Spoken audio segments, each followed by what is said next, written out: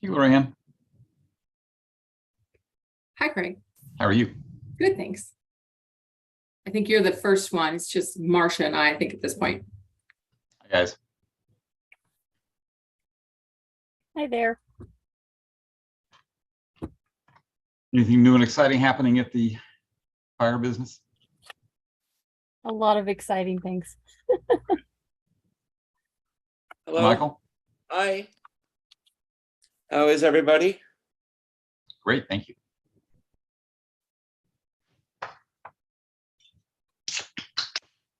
I think we're going to be like 2 board members tonight. Oh boy. Which Yes. two? I think John Jex is traveling, and Director Bates got a mandatory overtime today. Ooh, And I have started the live stream. Thank you, Marcia.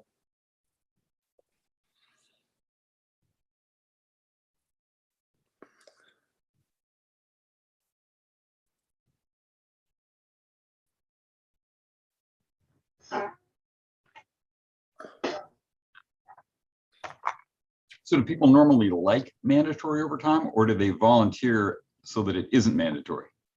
No, mandatory is no, we don't like mandatory overtime, Okay, because you could have plans to travel or have tickets to a play or whatever, yeah. birthday party, whatever it is. And the city of Oakland is so short-staffed that they're not even doing mandatory overtime, because when I left, you could only spend 7 shifts in a row was the maximum. And then you Yep. had to have at least 10 hours off. So now what they're doing is they're doing mandatory recalls. And I went to a Oakland Fire Department function Tuesday night, and there are guys doing 12, 14 days in a row, 1 day off, and then back for another 10. Wow, It's horrible. wow. Yep. Is the Okay. policy that they otherwise, in more normal times, that they offer it and saying, we want somebody to volunteer for overtime, and then if it doesn't get filled, then they do it mandatory, or is it just called mandatory all the time? No, they always go to volunteers first, and then they'll go to mandatory, and then if they don't meet the requirement staffing for mandatory, they'll do a recall. Wow. Hey, Kinda like Chief, officers. Chief, I have a question before we Sure. start, and I'm gonna pop this on Steve. Hey, Steve, I got a pretty significant toothache that probably has a lot of my attention. Yes. Can you run the meeting tonight? Yeah, yes. Chief, would that be okay? Oh, yes, sir. Absolutely. Okay, I just, I'm not feeling very good. Thank you, Steve. Okay. Feel better. Thank you. Root canal Friday morning. Ooh, Can't happen soon enough. you're the first person I've ever known looking forward to one of those.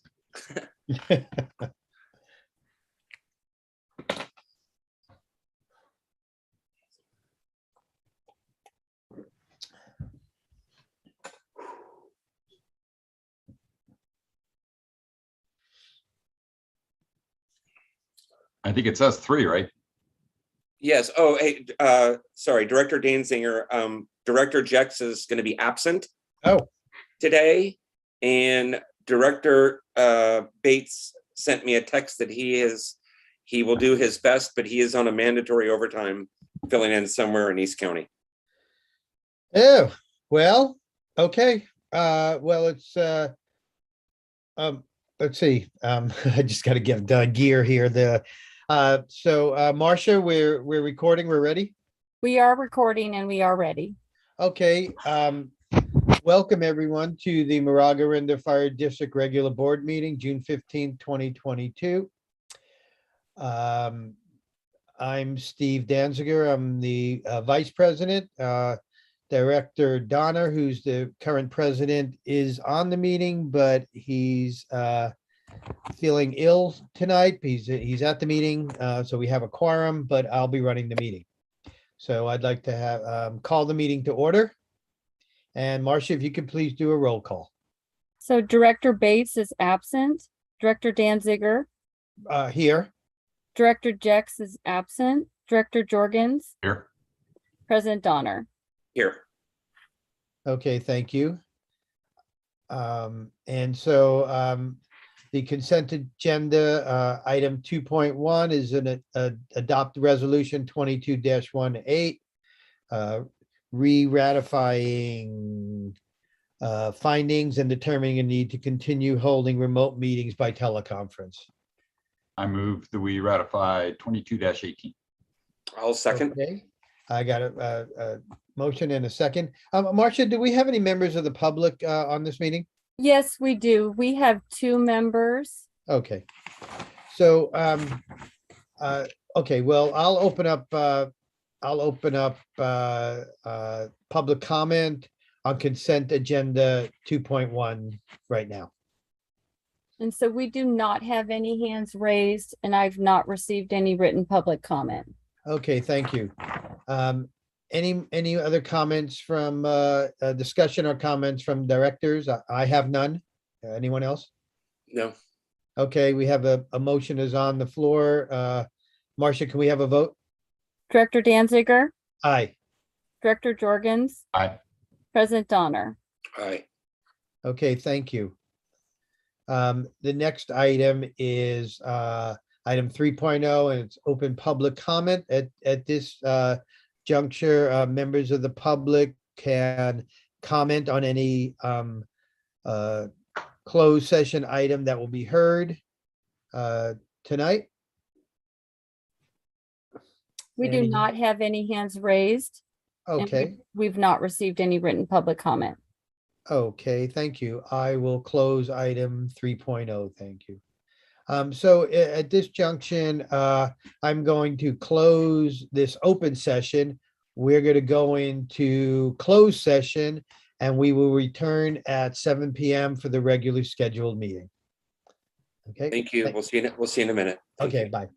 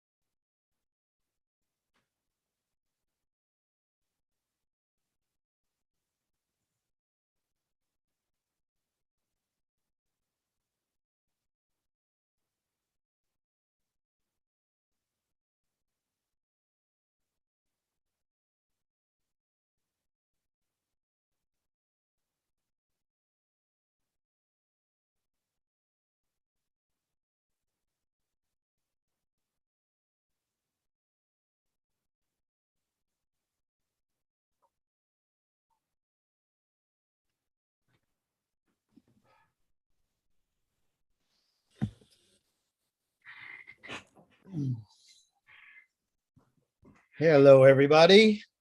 So, Hello.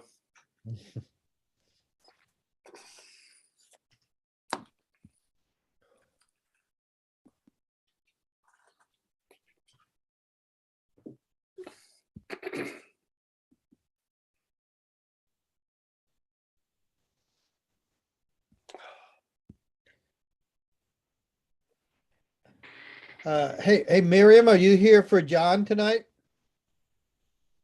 No, I'm really just here for the one item 10 point, I think it's 10.9. So he's here. Okay, Gonna be. all right.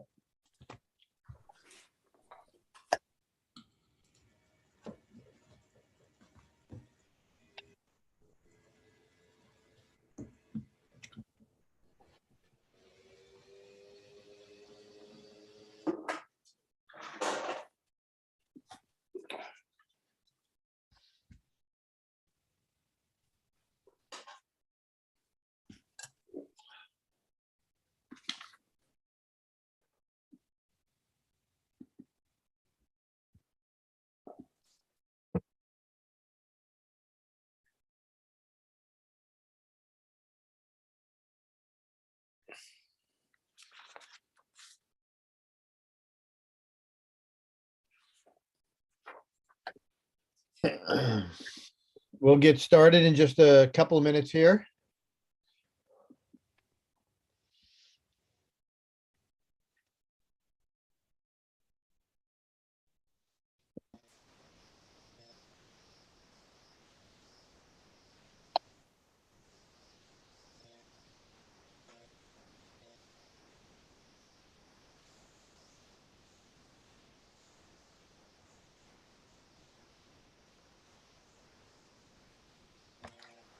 I think we're here and it's the appointed hour.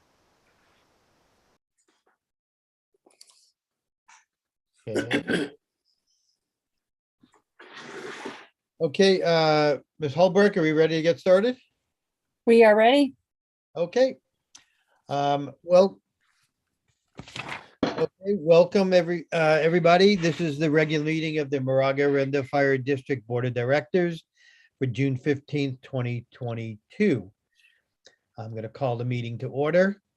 I just want to say that this is Director Stephen Danziger here. I'm the Vice President. Director Donner, who's the President, is a little under the weather tonight, so I'll be running the meeting. Marcia, can we please do a roll call? Director Danziger, Present. Director Bates is absent, Director Jex is absent, Director Jorgens, Here. President Donner. Here.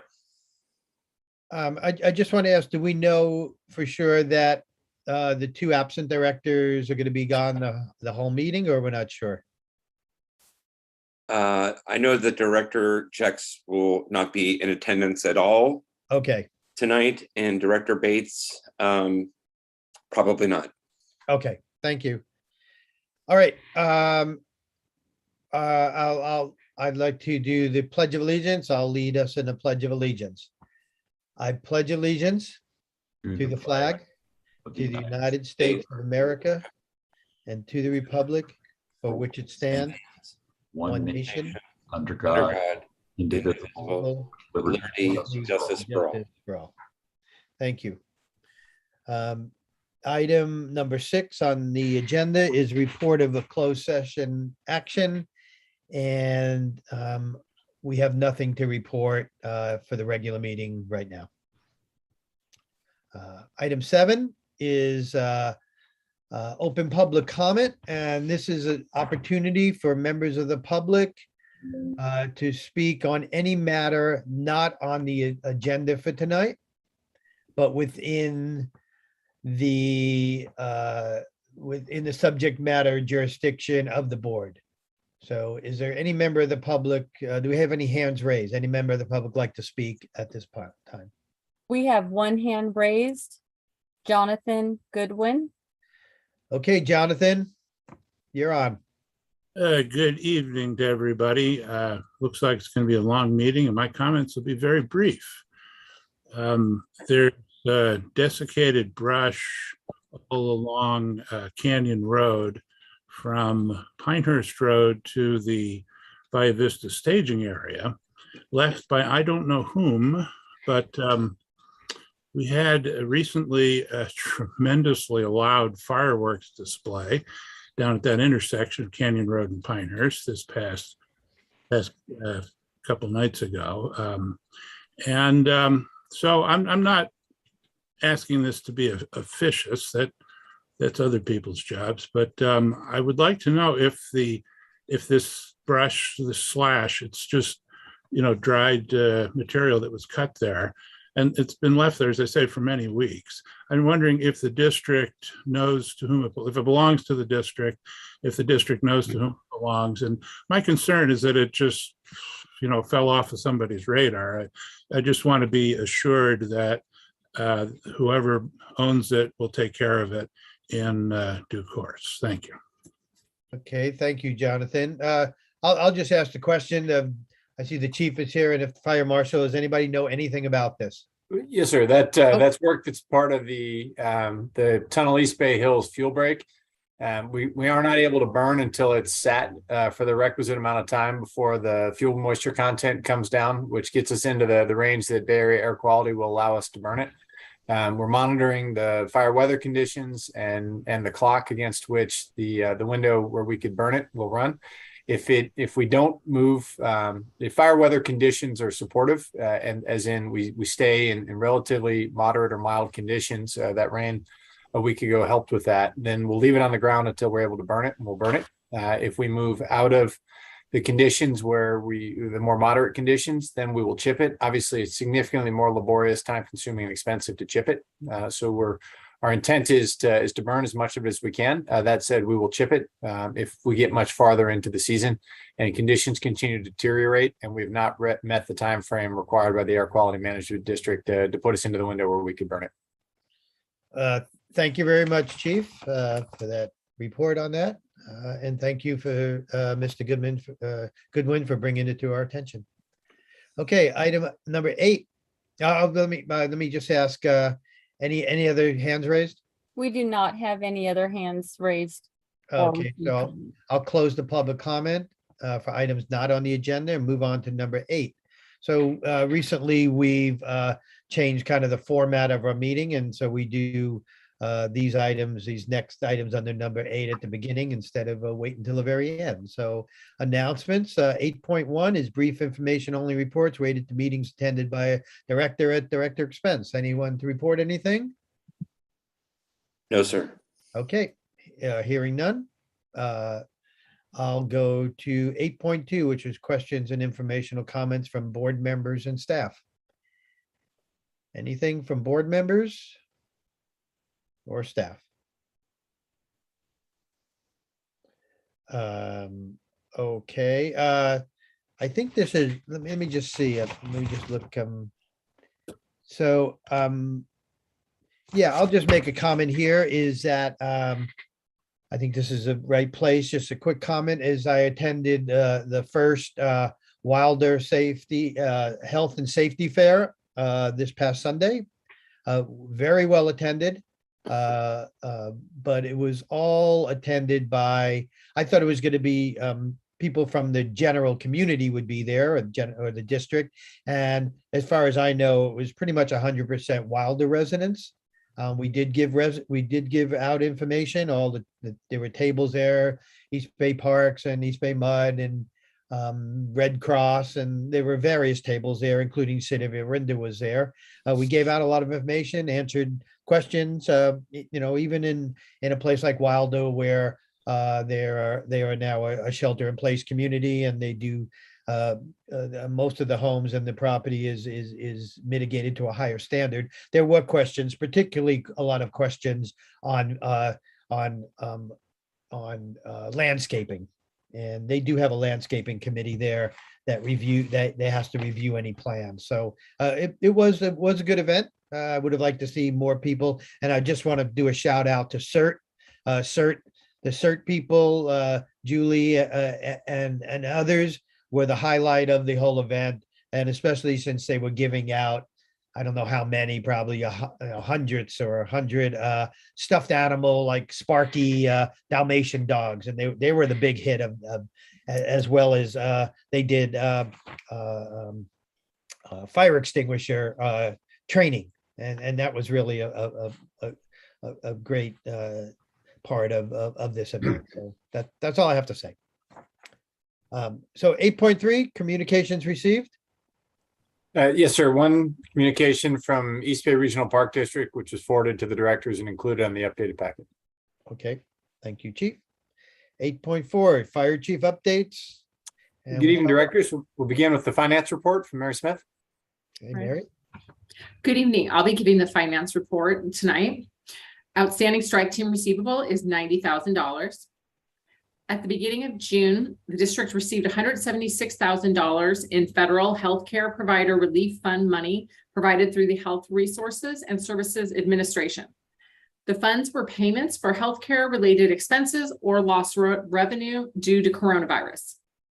Finally, administration staff has completed the implementation of data ticket for administrative citation processing. The district is now receiving citation payments through the new system. This concludes the finance report. Great. Thank you. I forgot Mary was off. Next, HR, Christine.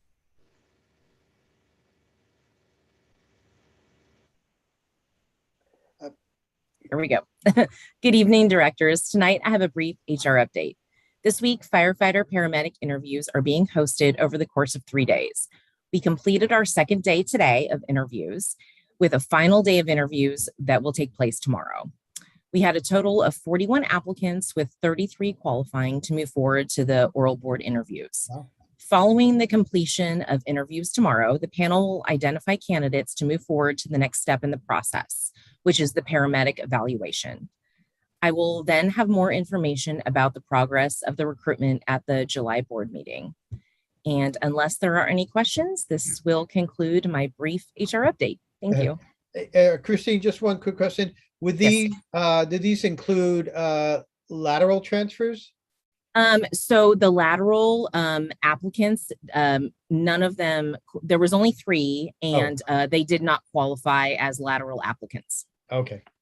And that, so this is the second time we've run a lateral process. The last time we did it, we had a similarly small number of laterals, one of whom was moved forward, who did not then decline the interview once she was scheduled. So we'll continue to try, but our success rate with laterals has been pretty low. And Chief, what was the disqualifying factor for the 3 candidates? Christine? Yes. So for the candidate, per the job announcement, the candidates had to have be currently employed by a fire department, non-probationary, and current standing. So one of the laterals was not currently employed by a fire department. The other one was in a probationary status. And the third, I didn't mention, so they also had to have 18 months of continuous experience. And the third one did not have the 18 months. Thank you. Mm-hmm. Great. Thank you, Christine. Fire Marshal for the prevention update. Good evening, directors. Fire prevention's been extremely busy. We started our annual inspections as of June 1st. This report is for the month of May, so the numbers are going to drastically increase for the report next month. But year to date, we've had 72 dead tree complaints, 86 exterior hazard abatement complaints. We've done 314 property transfer inspections. Initial pass were 147, initial fail were 167. I'd like to draw your attention to the property transfer inspections, that these inspections were invited onto the property as the property owner is trying to sell their house. So we are able to inspect the entire property, front yard and backyard, and see the whole property. So that's one reason you see a higher number of fails, is we're able to see into the backyard. Once we get down to our exterior hazard inspections, we've done 1,604 year to date.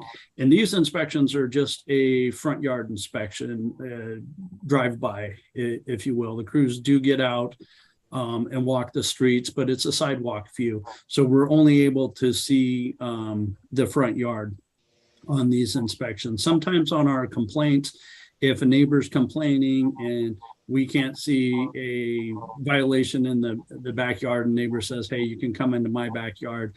And if we can see it from the backyard without peeking over the fence or climbing on a ladder or something like that to peek over the fence, then we can see it and issue a citation on that violation. But we have to be invited into a backyard to readily see that. So again, out of the 1,604 exterior hazard abatement inspections year to date, 819 have passed, 785 have failed. We've issued 228 30-day notices. We've closed 1,001 cases. We have 603 open cases for 2022 so far. We've issued 1 notice to abate, issued 557 pre-citations, 26 citations. The citations, 25 of them were for exterior hazard violations and 1 for other fire code violations. We have 26 open cases from 2021, and that number is trending down. Nothing to report on weed abatement or lien hearing properties. Our chipper was up and running until June 1st. We got 11 days of chipping in and removed approximately 23 tons of material in those 11 days. Total, we've removed, oh, there it is, 23 tons of material there. Still working on our e-occupancies, our R2s and R1s. Our plan reviews are up a little bit from April, from 31 to 40. Current projects, still working on the county model fire code, state mandated inspections, really trying to push out public education, especially with the 4th of July right around the corner. Zone 0 working group, I am on the Board of Forestry's work group for the new Zone 0. So attend those meetings weekly. Inspections, we're working on the evacuation routes that started June 1st. We are going to fly the drones with the large parcels, working on public land buildings, high hazards from the CWPP. Second quarter inspections, complaint, and county fire code will round out what we do in that quarter. The next slide, please, Marcia. Here's just a brief snapshot of the violations that we have seen in the month of May. You will see that 2001, 3 and 15 emergency EVA, that number should drastically increase next month as we focused on our evacuation route starting June 1st. Into my report, happy to answer any questions. Just, I should say, to give context to the 3 and 15 overhanging tree, we drove all of the evacuation routes either with e-bikes or with the Kubota with a 15-foot fishing pole attached to it to identify, it was 14 feet, but to identify trees that were overhanging. We identified over 700 trees that were overhanging the road by violation of the fire code. So when Jeff says dramatically increase, the increase will be dramatic. The citation, the pre-citations have been trending north of 200 per day since June 1st. And we'll expect to see that continue through the end of the month, working on that list of priorities Jeff has identified. At the end of June, we'll be done with our initial inspections. We'll then turn to on complaints received, as well as the follow-up inspections to ensure compliance. Same with the citations. I mean, we issued a single property owner over 70 violations last week. So we're seeing significant increase in activity. And as we've previously discussed, unfortunately, a very large number of these violation notices as we've gotten into evacuation routes, roadsides, and large undeveloped parcels. These are folks who we have previously cited. So these are either landowners or members of the community who know and are essentially waiting for us to come out to do our inspection as the prompt to begin their annual work. That is preventing us from expanding our efforts into other areas where we haven't been, and it is really limiting our ability to continue to advance the goal of community fire safety and resiliency. So we will continue to provide updates on that to include a fuller report next month, where we will have the capture of all activity conducted during the initial inspections during the month of June, and the follow-up activity. We just encourage anybody who is wondering when they should do their work, do it now. Don't wait for us to come. If you've previously either been cited or been pre-cited, very quickly the follow-up will move to citation, because these are folks who knew and were aware of the requirements. And then just with that, any questions from the board for the fire marshal? Let me ask the other directors first. Any Director Jorgens or Donna, any questions? Notice, thank you for your continued hard work. Yeah, I have a couple questions. Can we go back to the previous slide? So my first question is the property transfer inspections. At what point are those inspections done? That's dependent on the individual, sir. The requirement is that the seller must provide to the buyer a certificate of compliance. The certificates of compliance are good for 6 months. So a seller can choose to do it in advance of the transaction, during the transaction, or at the request of the realtor community. During the inclusion of this provision in the fire code, we modified from our initial position that it would include an escrow account in response to a realtor industry request that this be a negotiable item, just like everything else. And so in the case where the buyer and the seller negotiate so that the buyer will carry out this work and get the certificate of compliance, they have 30 days from the execution of the sale, or else they receive a citation for non-compliance with the fire code. That's infrequent. I think the vast majority of these are done left of the sale by the seller, but there are infrequent occasions where the buyer has agreed to do the work, and then they have 30 days. But to answer your question, it's really a 7-month window. From 6 months prior to sale to 1 month after the sale is the window in which it is permissible. Okay, thank you. And I have one other question on the state mandated inspections. So I'm thinking about schools. Do we do those during the summer when nobody's there? I mean, was there a point to do them then or not? No, sir. I like to do them during the school Yeah. year, because that's when we're going to see the violations. If we do them during the summer, the students aren't there, the classrooms are, the chairs and the tables are removed. So Right.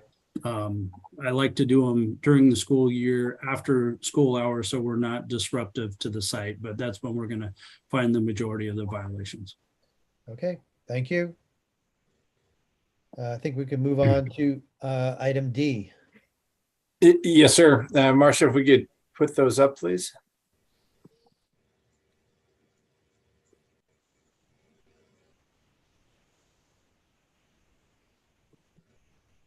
Great, thank you. And next slide.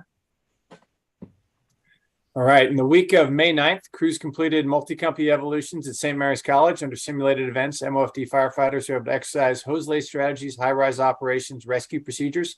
The continued cooperation and partnership from St. Mary's is greatly appreciated. They've given us access to buildings in a campus that are not only unique, but unique to our district. There are very few other areas of the district that have buildings of this type.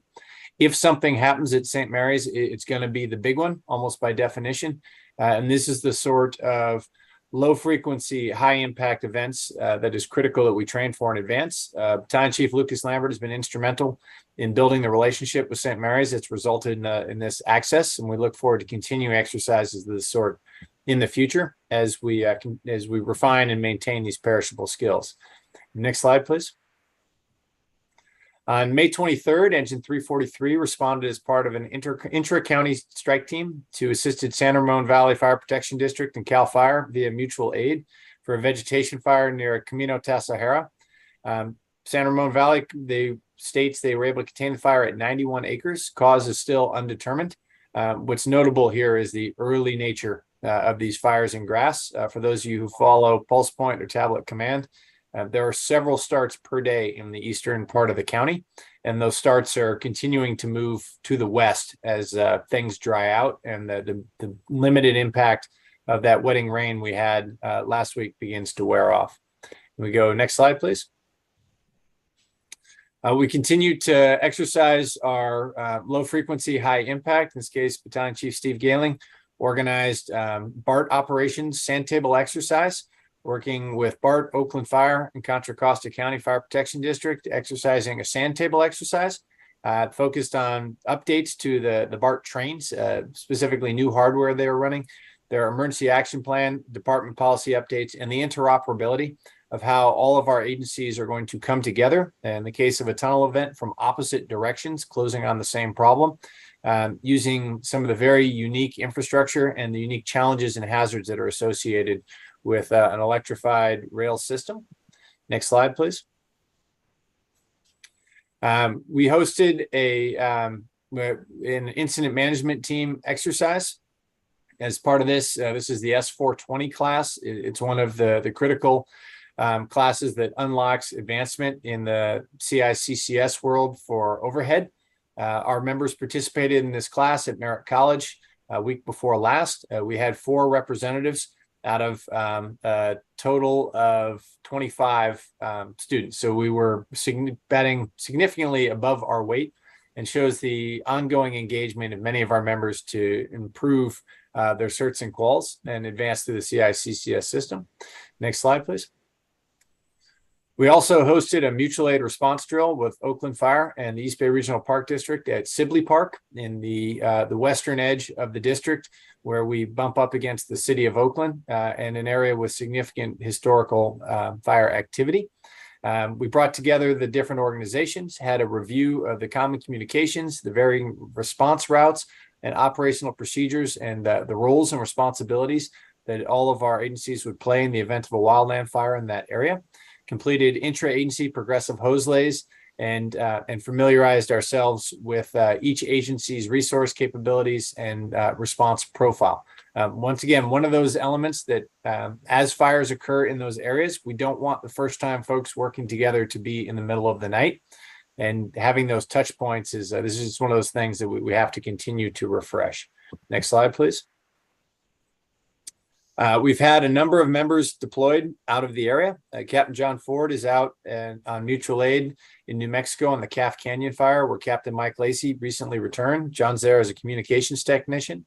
We have engineer Steve Rogness is out on the Graham fire in Lassen National Forest on the assigned as a GISS, working with Interagency Team 14. And then Captain Mike Marquardt recently returned from an assignment to the Graham fire as a safety officer. So we continue to deploy. It's early in the season. We'll expect to see these deployments and this remote engagement to continue throughout the fire season. Next slide. Working into our annual preparedness for fire season, our annual fire hydrant maintenance is at approximately 95% complete, as shown in the middle slide there. Our fire trail grading, we're at approximately 50% complete. Some of that was held up because of the late rain and allowing the dirt to dry out before we ran the grader across it. And then on May 5th, we responded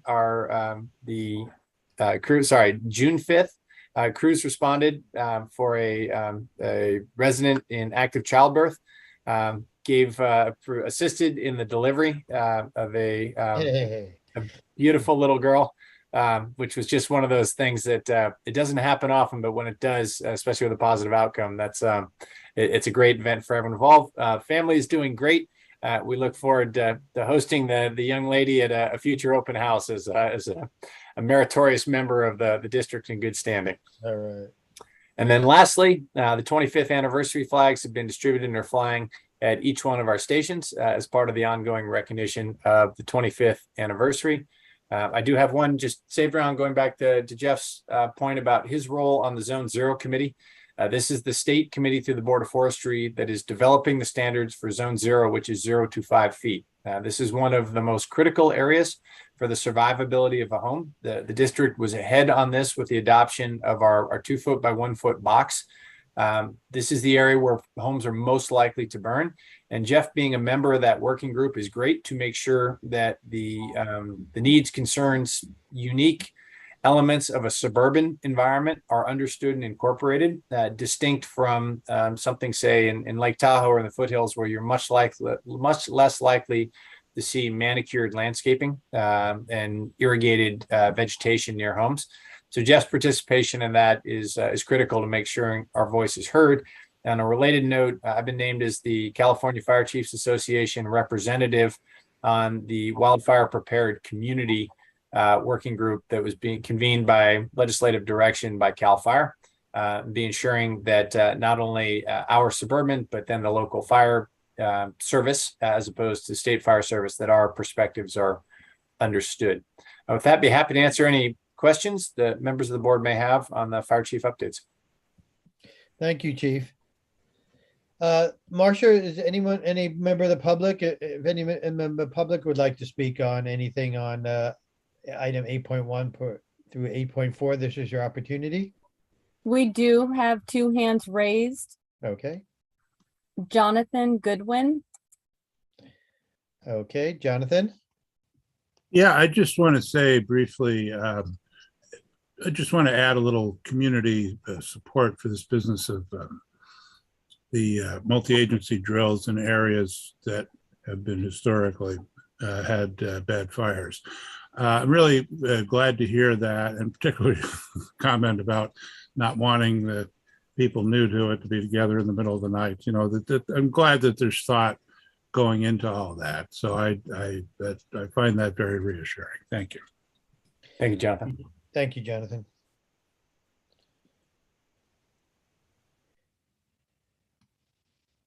Is there another hand raised? Yes, Charles Porges. Yeah, no, I had one very brief question and one statement. The chipping data that you are reporting, the 11 days and the tons, is that for both the Orinda chipper and the MOFD chipper, or is that, what is that measuring? And I did want to put the board, tell the board that I drove on San Pablo Dam Road, and I drove past San Pablo Reservoir, and it seems to me that there are more dead trees there this year than there were last year. I did ask the chief what could be done about it, and he explained the situation is complicated. I did want to notify you to take a drive out there if you hadn't. Thank you. Yes, sir. So to answer the first question, our tons and our days reported, that's the MOFD chipper. The Measure R chipper is reported separately via the city of Orinda. And then just to summarize for the board or any other members, the situation Charles is referring to is the die off of the Monterey pine plantation on the eastern shore of San Pablo Dam Reservoir. About half to a third of that are in the district. The district line runs east-west about 2/3 of the way towards the dam from the launch ramp. Currently, there are 2 elements there that are at play. One is that East Bay Mud, along with East Bay Parks and the University of California, assert that MOFD has no authority over SRA lands. Those are SRA lands. So that is yet another case where the item that we'll talk about later tonight comes into play, that if those assertions are correct, the 2,500 and climbing dead trees in that area are essentially beyond our jurisdiction, even though they're within our boundaries as recognized by LAFCO. And there is no state minimum regarding fuel mitigation measures required on undeveloped parcels. So exclude anything beyond 100 feet from a home is essentially unregulated by the state minimums for open space, meaning that if only state minimums apply there, and that area is not within the area where we can apply our ordinances and amendments to the fire code, then those thousands of dead trees in close proximity to heavily developed urban areas and the potential for fire spread that they represent is essentially outside the bounds of what the law can require for mitigations. I hope that answers the question. I'd be happy to provide any other context as needed. Thank you, Chief. We do not have any more hands raised or received written public comment. Okay, I'm going to close the public comment on items 8.1, 8.44.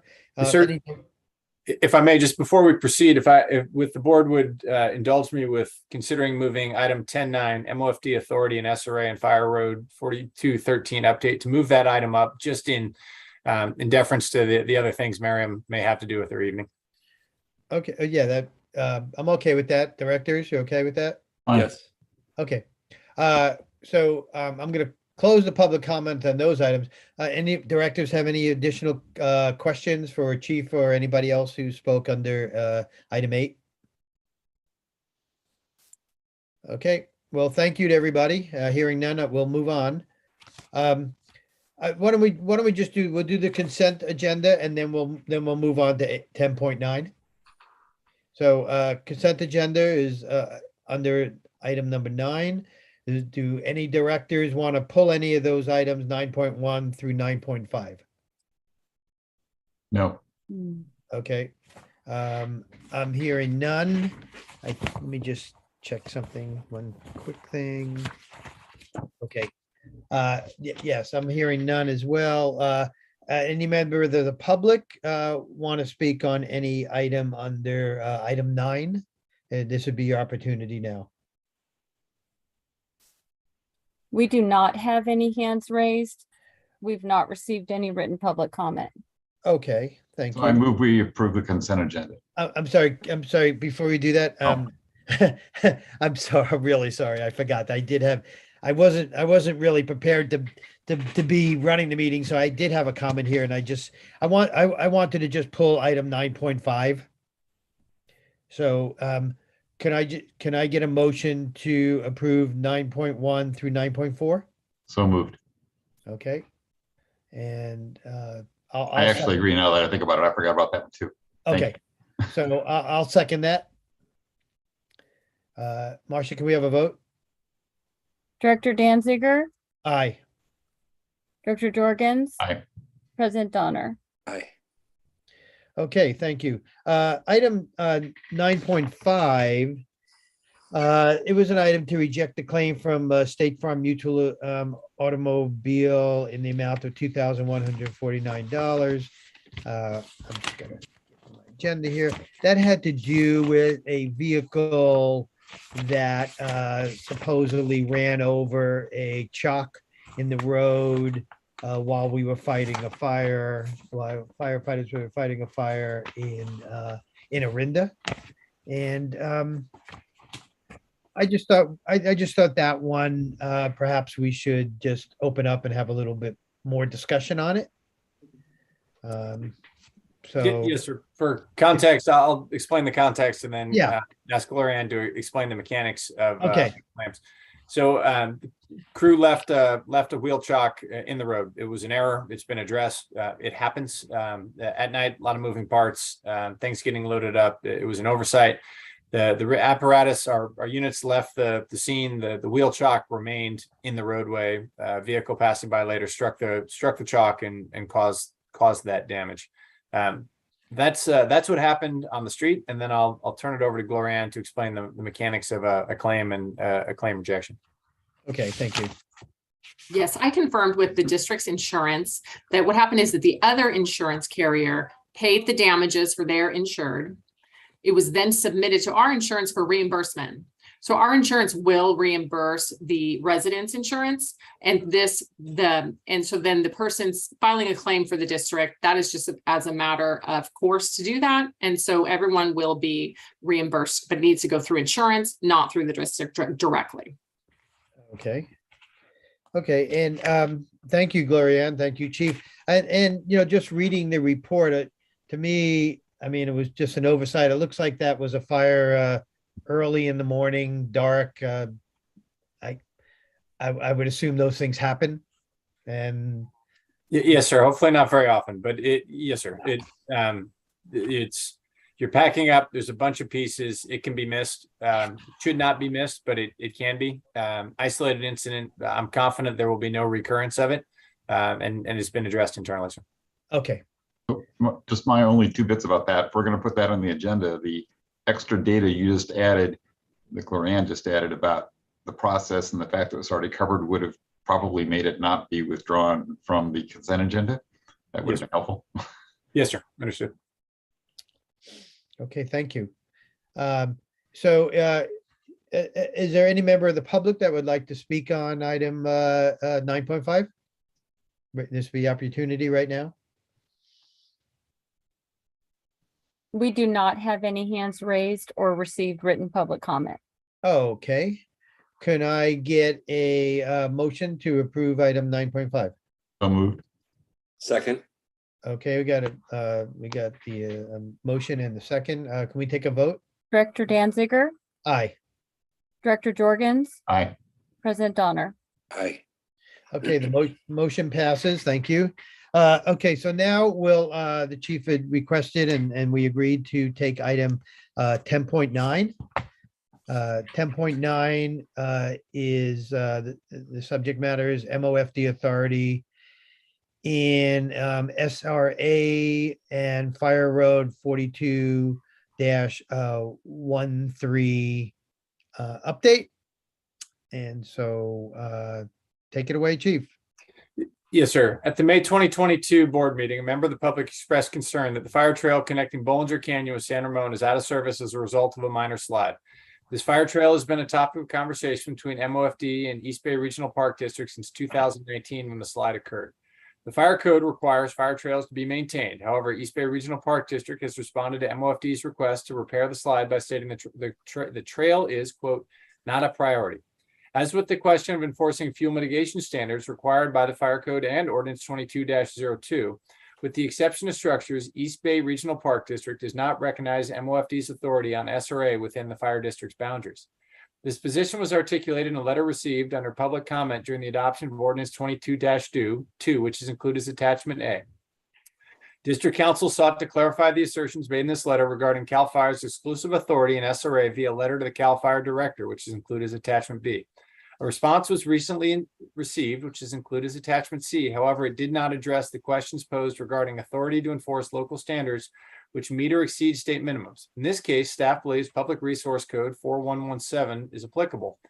And to wit, any county, city, or district may adopt ordinances, rules, or regulations to provide fire prevention restrictions or regulations that are necessary to meet local conditions of weather, vegetation, or other fire hazards. Such ordinances, rules, or regulations may be more restrictive than state statutes in order to meet local fire hazard conditions. MOFD Ordinance 22-2 complies with the requirements of PRC 4117 as it includes a finding of fact speaking to local fire hazard conditions. As previously discussed with the board, East Bay Regional Park District's assertions are not limited to parklands, and staff has refrained from citing vegetation in violation of Ordinance 22-02 in SRA pending direction from the board. Given the fire danger to our community posed by these lands, staff is seeking direction regarding how to proceed with enforcement of Ordinance 22-02 and SRA and the fire code for that matter. And then as an update, after the staff report was published, we received an additional correspondence from East Bay Regional Park District that appears to articulate the belief that MOFD may only respond into the Park District land in SRA within our boundaries under the Cooperators Agreement, which I assume is reference either to CFAA or some other agreement. So it is, I believe, is essentially a statement of independence that the SRA lands within our recognized exterior boundaries are simply not ours to govern, and not ours to apply our more restrictive local amendments to the fire code and our local ordinances adopted in accordance with PRC 4117. Given the, I would say the incomplete nature of the response from CAL FIRE, I think it is unlikely that we are going to receive clear resolution from the state or from another entity.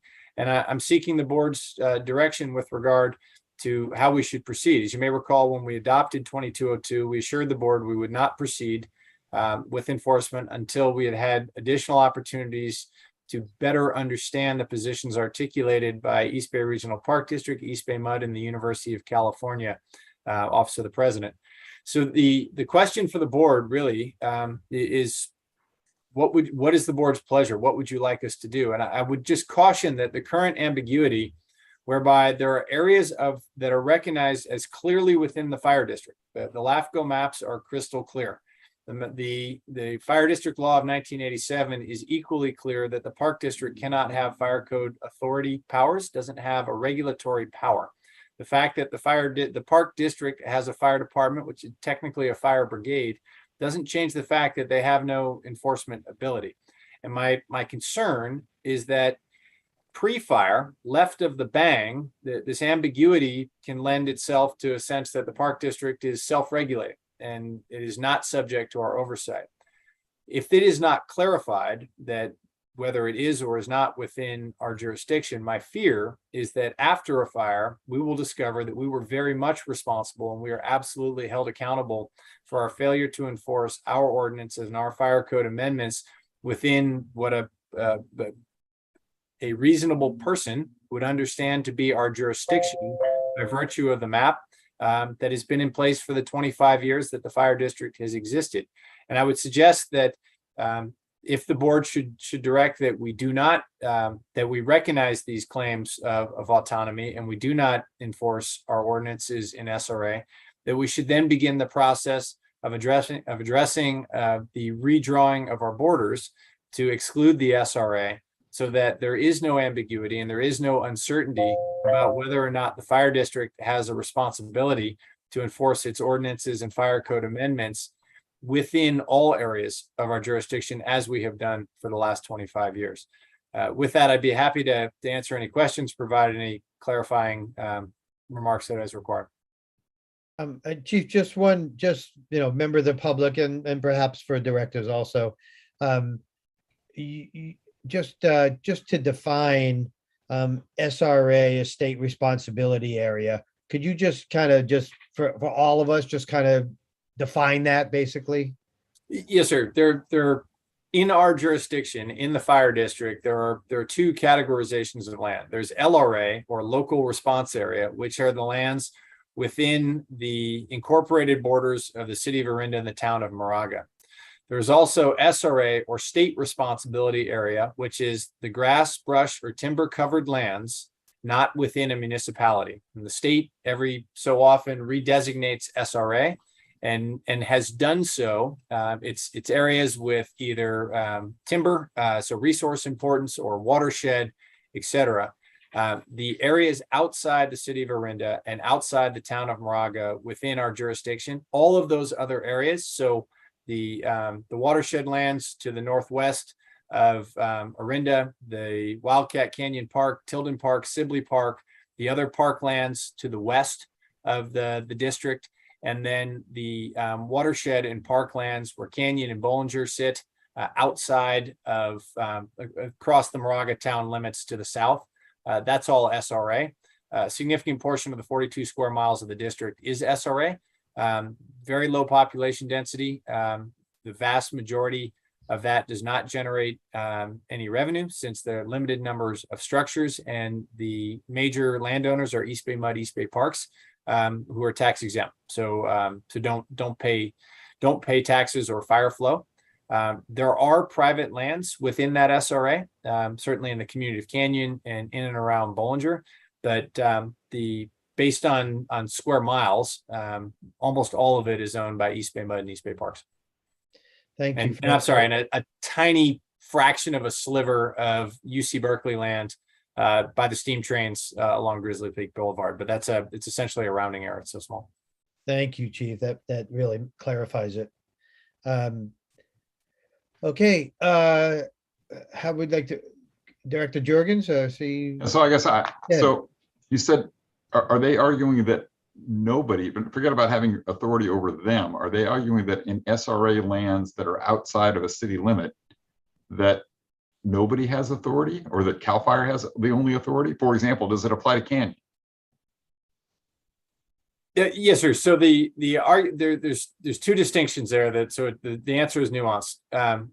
East Bay Park's initial letter back when we adopted this ordinance argued that, except for structures, which is an important caveat, I'll come back to that in a second, only CAL FIRE had authority over SRA. That CAL FIRE had that their primary fiscal responsibility, as clearly outlined in state law, that primary fiscal responsibility equated to exclusive responsibility. That is a novel concept that is not in alignment with how things are done in many other areas, to include the Ebbets Pass Fire Protection District, and notably the Fresno County Fire Protection District, where CAL FIRE employees under contract with the county are enforcing more restrictive fuel mitigation measures in SRA, wearing a CAL FIRE patch but acting as a county employee.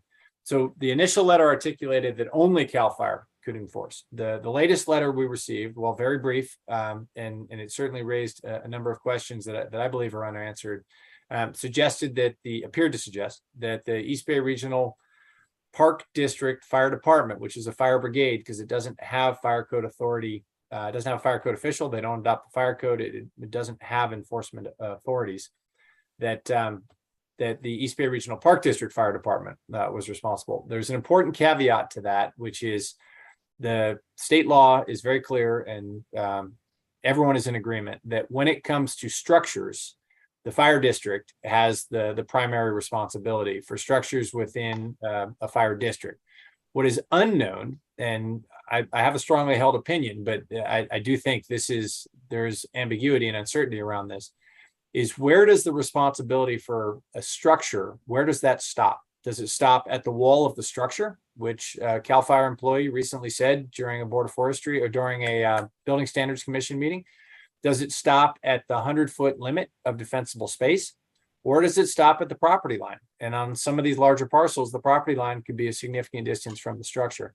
That delineation of where responsibility for structures ends is unknown, but it is clear to all involved that authority around structures belongs to MOFD, to include by East Bay Regional Park District and East Bay MUD, whose building permits are submitted to, reviewed by, and approved by MOFD. So that the discussion of authority around structures is clearly understood.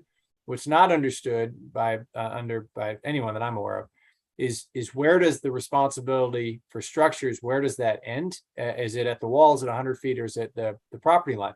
One of the reasons I believe this has not been resolved before is that no one else is asserting that CAL FIRE has exclusive authority. So in no other setting where there is a fire district has it become contentious about whether or not the fire district had authority away from structures, which may be one of the reasons this question hasn't been previously resolved. But I guess my question is, if there are places in south of us that are also SRA, Canyon as an example, is it going to, if we treat the folks that happen to be East Bay Regional Parks, but again, their argument isn't that they're East Bay Regional Parks, their argument is that they're an SRA. Yes, sir. And so if we treat them a certain way, is it going to require us to treat Canyon and everybody in Canyon the same way? Well, yes, sir, exclusive of structures. So for undeveloped parcels, nobody questions our authority to regulate structures. And so the areas in Canyon that are undeveloped, yes, it is notable that there was nothing about the letter that was submitted when we adopted the ordinance that was exclusive to the park district or to publicly owned land. It was a blanket statement of authorities or lack thereof in SRA over undeveloped lands, meaning that, which is why we have held off on issuing citations in SRA undeveloped lands, because we want to ensure we're providing a uniform application of the applicable ordinance. But you also just said it's gray outside the walls of the structure, whether it goes 5 feet, 100 feet, or to the property line. And I assume there's some potentially large parcels in Canyon that have houses on them that go beyond the walls of the house. Yeah, beyond the walls of the house, yes, but with one, maybe two exceptions, the residential parcels in Canyon are relatively small, high density, relatively small, relatively close together. There are in Bollinger, there are more of the single house on a large parcel, and as I said, it is not clear where the fire code or where the authority around structures, whether it's at the wall, is it 100 feet, or is it the property line, that is not clear. And I guess where that's leading me as an opinion now is that it doesn't seem to me that one of the alternatives you offered was to redraw our lines and exclude. I think you at the time were only talking about things that were East Bay Parks or whatever, and because it would potentially apply to other places that are not East Bay Parks and EdMUD, it would seem to me that that's probably not the most desirable, understanding what we would want to do. Yes, sir. I certainly wouldn't recommend that as our primary course of action. However, if we were drawing the line to exclude the SRA, CAL FIRE does have the primary fiscal responsibility for fire prevention and suppression in SRA. That's the plain language of the appropriate laws and statutes.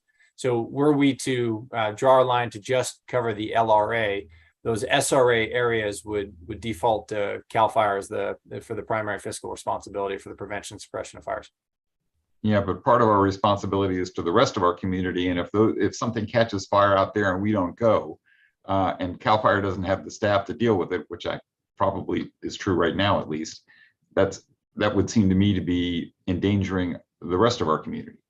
I could not agree more, sir, but I would ask that we expand that statement. So it is not just, we do not go with regard to suppression. It's also, we do not go with regard to prevention. And while firefighting resources on a major wildland fire are going to do heroic things, many elements of the fight will be won and lost before the fire starts, with prevention activities that take place months or years in advance of the fire that create that varied fuel mosaic so that the suppression has a chance to make a stand, sir. Absolutely. So, Steve, will CAL FIRE inspect properties or wildland that is not in their district, but on the district's behalf? Yes, sir. Last year, when this issue began, we submitted a written request to CAL FIRE to conduct LE 100s around the publicly owned, or not, sorry, around the buildings in the SRA. They were unable to do so due to staffing. Pre-COVID, we would do some joint information sharing and outreach efforts with CAL FIRE inspectors in Canyon. However, they have not had the capacity to support that during and post-COVID, sir.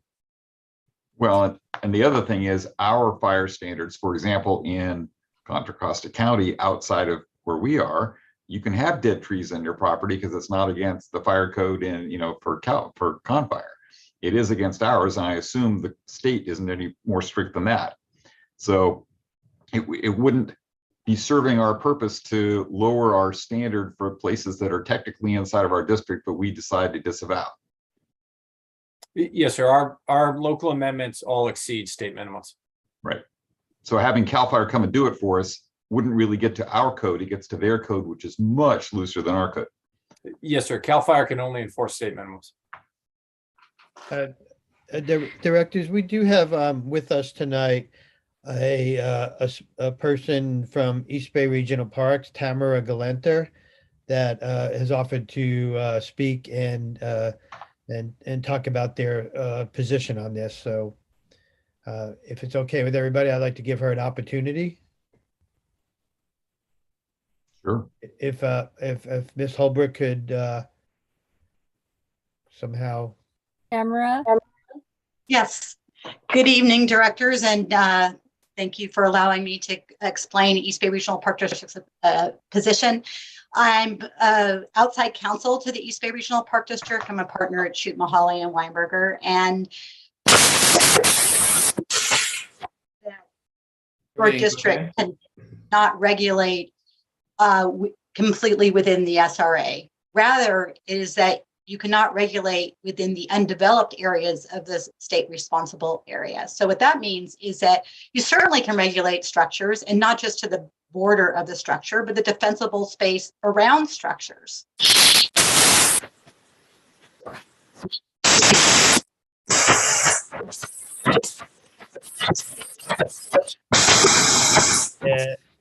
Is everybody hearing that? Yes. Okay. Tamara? Anyway, it sounds like your microphone fell out or something. Can you hear me now? Yep, now we can. Okay. Would you like me to start over, or would you like me to pick up where I left off? You can start with regulate 100 feet out from structures. So I was just saying that the Park District does agree that the Fire District has the ability to regulate developed areas within state responsible areas, Right. and to regulate within the defensible space and dictate what that defensible space is around structures. What the Park District's position is that under your own enabling legislation, and we too have enabling legislation that says what we can and cannot do, and your own enabling legislation says that you have the ability to regulate within developed areas of state responsibility areas, but it is CAL FIRE that has jurisdiction within the undeveloped areas.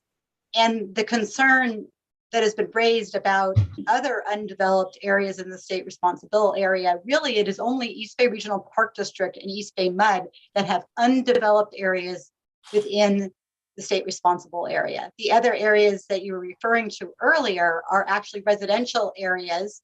And so you would be regulating around those structures, and that would be completely consistent with your jurisdiction. And the legislation that allows for stricter regulation is still limited. In other words, it gives cities the ability to regulate and have stricter standards, but that doesn't mean that cities can have stricter standards outside their jurisdiction where they don't have authority. And so likewise, fire district here just doesn't have the jurisdiction.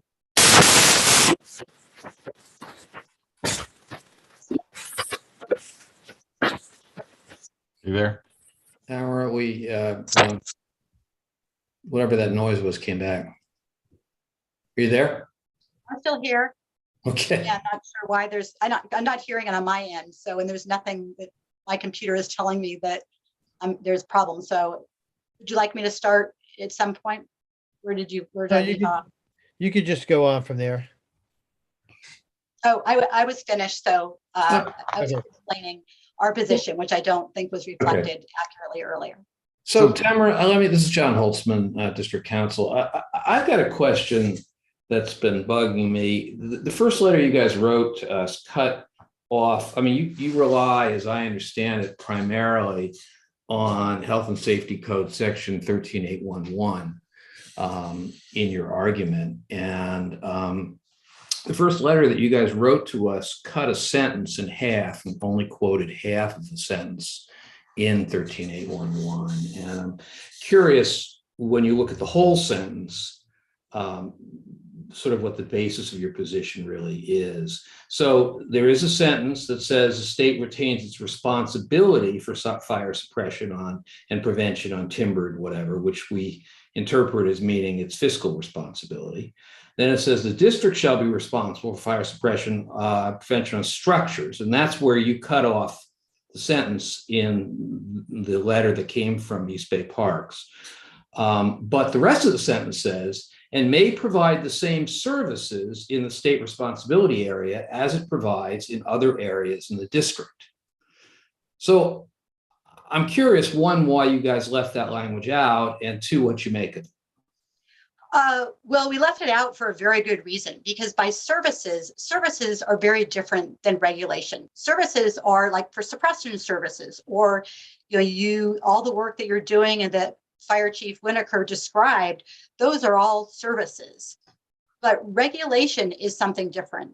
And so that sentence really isn't relevant to regulation. It doesn't say, and no one would ever interpret regulation as being a service. It's regulatory. It's completely different than a service and all the good works that your fire district does in terms of abating fires and suppressing fires and dealing with fires. So another thing, I mean, the code is also clear on the fact that that any park district that's within the bounds of a fire protection district is subject to the regulation of the fire protection district. What do you make of that? Well, I think that it's subject to the fire. We're in the boundaries. There's no question about that. That doesn't mean that you have unlimited jurisdiction to do anything you would like to do within those boundaries, because that's not what your enabling legislation allows. Okay. The enabling legislation does allow for us to write codes. Absolutely. You're absolutely allowed to write codes. The question is, where do they apply? Like who? And they apply to all of the structures, and they can apply within the local responsible area, but they do not apply within undeveloped areas within the state responsible area. And we too asked CAL FIRE for clarification about this issue, and they too refused to give any guidance on this subject. So yeah. Let me just say, with respect to East Bay Park, and I don't want to get into an extended legal debate here. It's my opinion that East Bay Park is wrong on this issue, and obviously it's a policy call for the board about whether it wants to exercise jurisdiction. But my belief is it has it.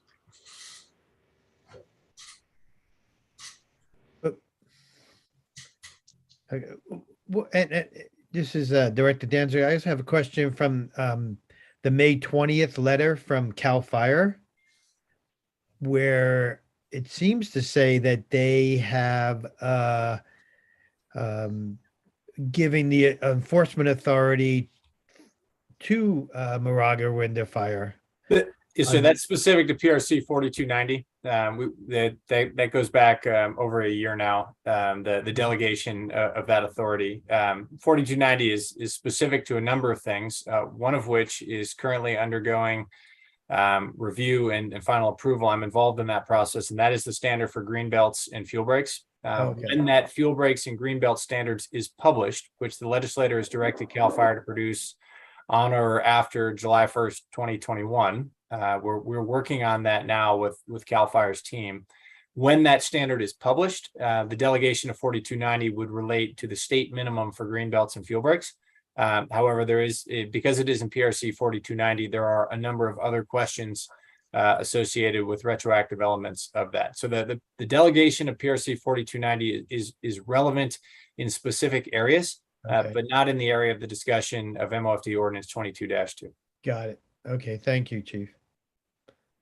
Jonathan, the last thing you referred to was a different part of legislation that said, you said, did give us authority to write codes and things. So can you read that again, or can you? Sure. Actually, I'm going to turn this one. We're now getting to a level where I think I better turn it over to Marion, who's got all the stuff right in front of her.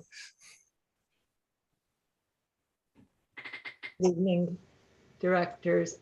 I think Mr. Holtzman was referring to Public Resources Code 5561.6, which says that the districts are primarily responsible for prevention and suppression of fires on any lands in their possession and control. So the Parks District is primarily responsible for prevention and suppression of all of fires on its lands, except when those lands fall within a municipality or a fire protection district. So that says we're responsible for protection and prevention as well as suppression in our entire district. Yeah, prevention and suppression. So prevention, I assume, would be writing codes and enforcing codes. That would include that, at least. Yes, the promulgation and enforcement of fire prevention regulation. Right. In your district. So how does that square with what Tamara is saying about the fact that why doesn't that apply to what she's arguing? We believe that it does. Tamara, do you have a response to that? That applies to, and that's why we entered into a mutual aid and cooperative agreement with the fire district, and that's how that is implemented through that. The courts have recently found, the appellate court has recently found that the Park District, the East Bay Regional Park District specifically, under its enabling legislation, has authority for what it does within its jurisdiction. So we have not only our enabling legislation, but we have a court decision that gives us those rights, recognizing that for the Park District, which is, straddles many counties and numerous fire districts, we'd have a checkerboard regulations that would be imposed on the Park District. They'd have to comply with all sorts of different regulations within different areas. And so the courts recognized that and found that based on that and under the district's enabling legislation, Park District does have the authority to regulate within its jurisdiction. Well, that would argue, in your argument, I think, would argue that we didn't have the authority to regulate housing and the 100 feet around a house thing, correct? If you follow that same logic. Well, I think that if you only get to say yes or no, there can't be another, Well, the court might actually find that, but we're not making that position. Like a court could find that. What we are saying is based on your enabling legislation. So we have the conflicts, we have the two enabling legislations, and we're saying we concede that you can regulate around. Yeah, but that's kind of cherry picking and picking the parts you like rather than going with one flavor or the other. All I'm doing is explaining what the court said in our position. We recognize you provide a very valuable service. I mean, it's especially important around structures. And therefore, the Park District, and it does have structures, and it is agreed that it will comply with the fire district regulations around structures. Well, it sounds like this is going to be a better thing to take care of in courts rather than in a public meeting like this. Perhaps. Any other questions for Tamara right now? Thank you for your help, Tamara. Okay, not hearing you. Thank you, Tamara. Why don't we open it up for any public comment right now, and then we can go back and continue our discussion. Any hands raised? We do have one hand raised. We also did receive one written public comment from Suzanne Jones, representing Bollinger Canyon Improvement Association.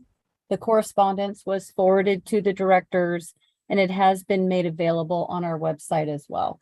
Yes, and I want to thank Ms. Jones for that. I read that, and I'll have some comments on it after we hear if we have any other public comments.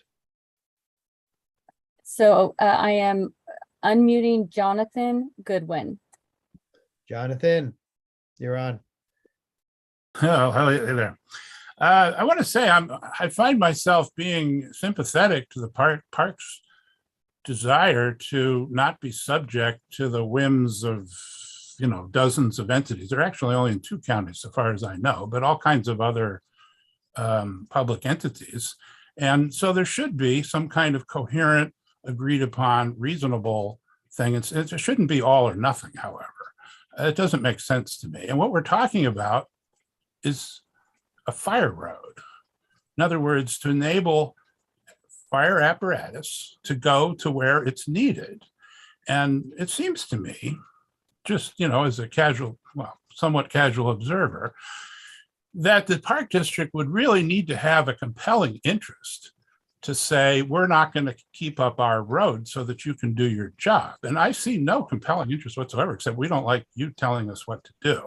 And I think that's personally, I find that to be a demerit on the side of the park district. It seems to me, they acknowledge, the speaker acknowledges that, the district has authority around development. It seems to me that a fire road is a form of developed improvement of an area, and not a trivial one. Just a couple other quick comments. I assume that it was tried to just ask CDF to step up and do, and ask that the road be made passable. But I'd like to be reassured of that.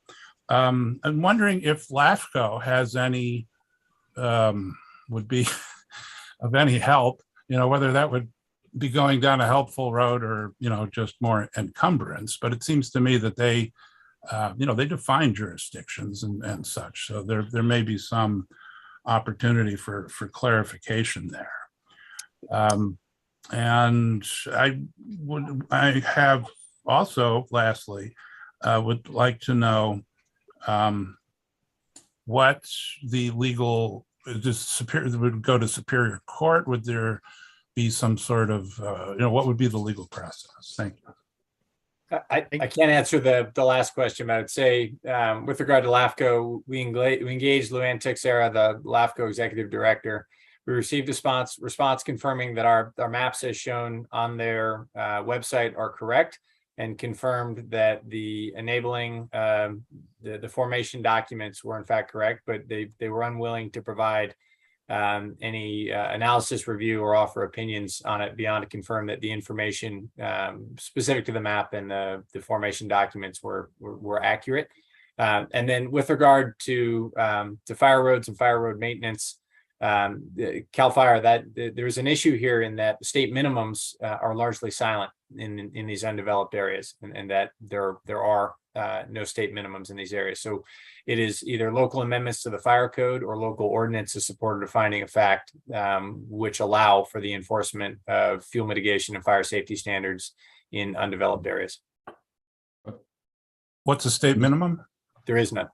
Just one more comment, Jonathan. I think you implied that this was only about a fire road. I think this is much more than that. This is about whether we can enforce our fire code in our entire district or not. And our fire code includes it's become that trees. The genesis was just fire road. I'm sorry.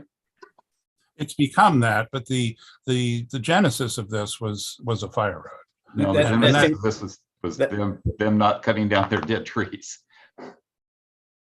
Yeah, if I may, Jonathan, the fire road was a discussion raised last month by a resident, but the broader issue goes back to MOFD's efforts to enforce the fire code in 2021 and comments received from the East Bay Regional Park District, East Bay Mud, and University of California around the adoption of MOFD Ordinance 22-02. Okay. All right, thank you, Jonathan. Any other hands raised?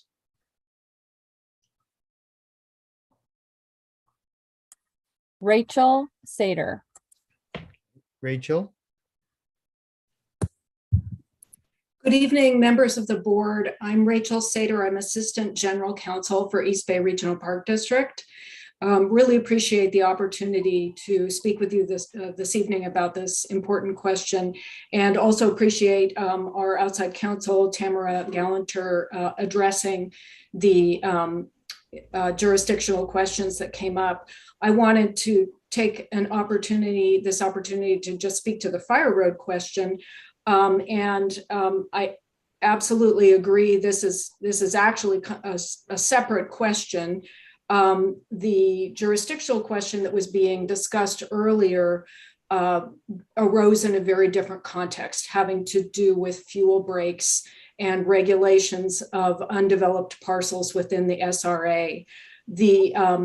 We were not aware that a member of the public brought up a concern about what they believed to be a fire road on our property. We were not aware that that came up at the last meeting, and learned of it only from the staff report for this evening, and also learned of Ms. Jones' follow-up comment. And I did want to clarify that what Ms. Jones identified as a fire road is in fact an old ranch road, a road that predated the Park District's ownership of the parcel.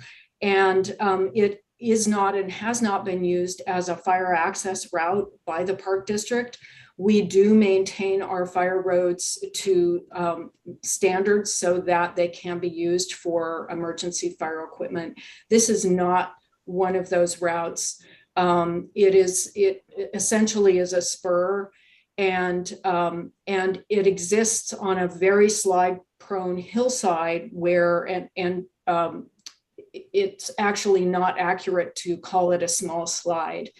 It's a major slide that has affected that bit of Old Ranch Road, and that slide actually is evident in other land movement on that entire hillside. The Park District has attempted a few times to fix this area in the last 10 years or so, and it continuously washes out. So I wanted to clarify that. And also there was a comment in Ms. Jones' email today about that being a possible evacuation route. And we do not recommend our park roads as evacuation routes to the public. They're not intended for that purpose, and not safe for that purpose also. Thank you for your attention. Thank you. Thanks. Any other public comments, Marcia? Yes, Mark Evans. Okay, Mark. Hey, thanks for letting me speak about this. I'm a citizen. I live here. I live pretty close to East Bay Regional Parks. I live close to East Bay Mud. I'm a bit embarrassed by our public agencies who don't understand with climate change and everything that it is going to catch on fire if they don't follow the rules that we're doing in our city and other places in the country are. It's all about money. Apparently the Park District doesn't have the funding to do this. I mean, it is the right thing to do. It is the right thing to do is to get the dead wood out of the forest so we don't have a huge fire that just goes all over the place. And it's just embarrassing that you don't understand what the right thing to do is. And if we can't do it through the legal system, we're going to have to do it through the ballot box to get our representatives to put pressure on the state to manage these urban forests for the safety of the community. Thank you. Thank you, Mark.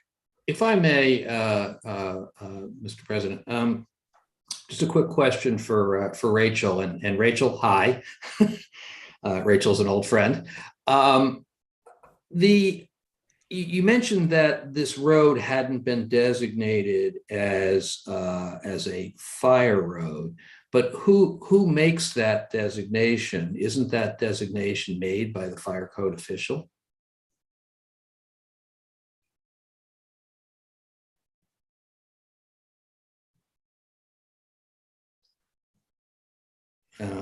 We might have lost She's Rachel. still on. Or Oh, there she is. Oh, sure. I'm sorry, Rachel. Rachel? Yes, hi. Thank you, Hear my Jonathan. question? Sorry. Yes, and hello to you as well. That designation, as I understand it, is made by our fire department. We do have roads that we have identified in our 125,000 acres of land that we manage as necessary fire access routes. And to clarify, I know that the last gentleman who spoke referred to dying trees and fuels management. And I would encourage any members of the public who are interested in the Park District's fuels management activities to reference our website. We have many active projects addressing the tree die-off in the East Bay open space.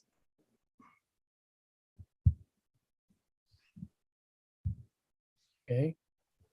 All right. I'm sorry, I just had one additional question for Rachel, if I may. You mentioned the fire roads or the fire trails and fire roads are maintained to a standard. To what standard? Good evening, Fire Chief. So I wish I could provide the kind of technical specifications that I know you are used to and looking for. And unfortunately, I'm a lawyer and I don't actually have that at my fingertips.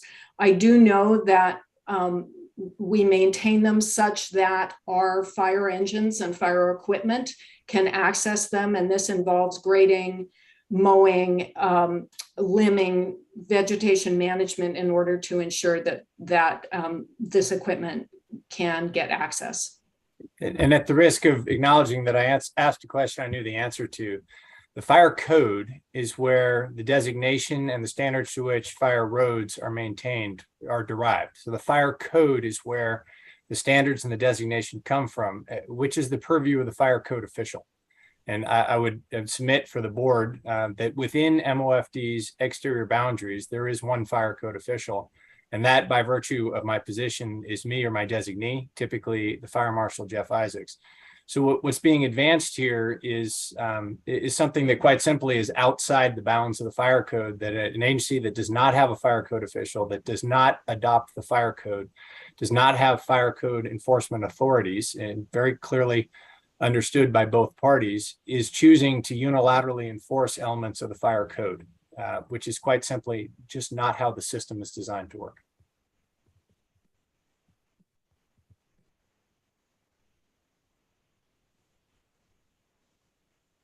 Okay, well, Thank you for that, Chief. Is there any more hands from the public up? Yes, Yep. Charles Porges. Okay, Charles? It seems to me that there is a certain amount of ambiguity when the lawyers start talking to each other and disagreeing about the facts of the matter.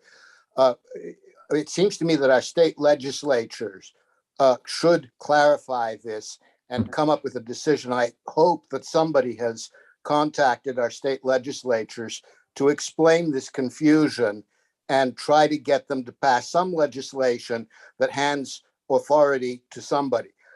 If CAL FIRE has no minimum standards for the maintenance of undeveloped land in SRAs, this seems to be a serious shortcoming that CAL FIRE needs to rectify. I would go through the legislative process if the lawyers can't agree. Thank you. And if I may, Charles, we've engaged both of our elected local representatives on this issue over the last year and a half, and their offices have been unresponsive. so Thank you, Charles. Thank you, Chief. Any more hands raised? Oh. In the public? We do not have any more hands raised or Okay. received any additional comment. Okay, I'll close the public comment on item 10.9 and recognize Director Sir, can I Jordan. have- Oh, go ahead. I'm sorry, sir, just, I left out an important element response to Charles, if I may. We believe the legislator has answered this question under PRC 4117, where the legislator's intent is clearly explained in plain language. That is not the legislator's intent that this legislation shall preclude a local jurisdiction from passing more restrictive measures when local fire conditions require it. So from our perspective, the legislator has answered this question, sir. So it seems to me, Go ahead, Director Jordan. so if we're back to having the board discuss this. Yeah. Yes. It seems to me, and I guess I should ask council this, but I think you're asking the board to recommend what we do about enforcement. And my opinion would be it appears there are only going to be two ways to figure out how to make sure our duty as a board and our duty as a district is to protect our citizens from fire danger and emergency services in general. Great. And living very near the situation that's happening over around the reservoir, for example, there are a lot of dead trees out there, and the wind's going to blow my direction, and it's going to be a problem for all of my neighborhood, and then all of Orinda, and then all of Moraga. And so we can't disavow ownership of that in any way, shape, or form. We have to do everything in our power to try to enable the enforcement of the fire code that we and the citizens here have approved, and that the state, in our opinion, has given us the authority to enforce. So in my opinion, there are only two ways, as somebody earlier, I think it was Mark Evans pointed out, only two ways to enforce it, to make sure it happens. Either we go to court and force them to do it, or we elect people who are willing to do it themselves, or both. And so, because all those folks are elected.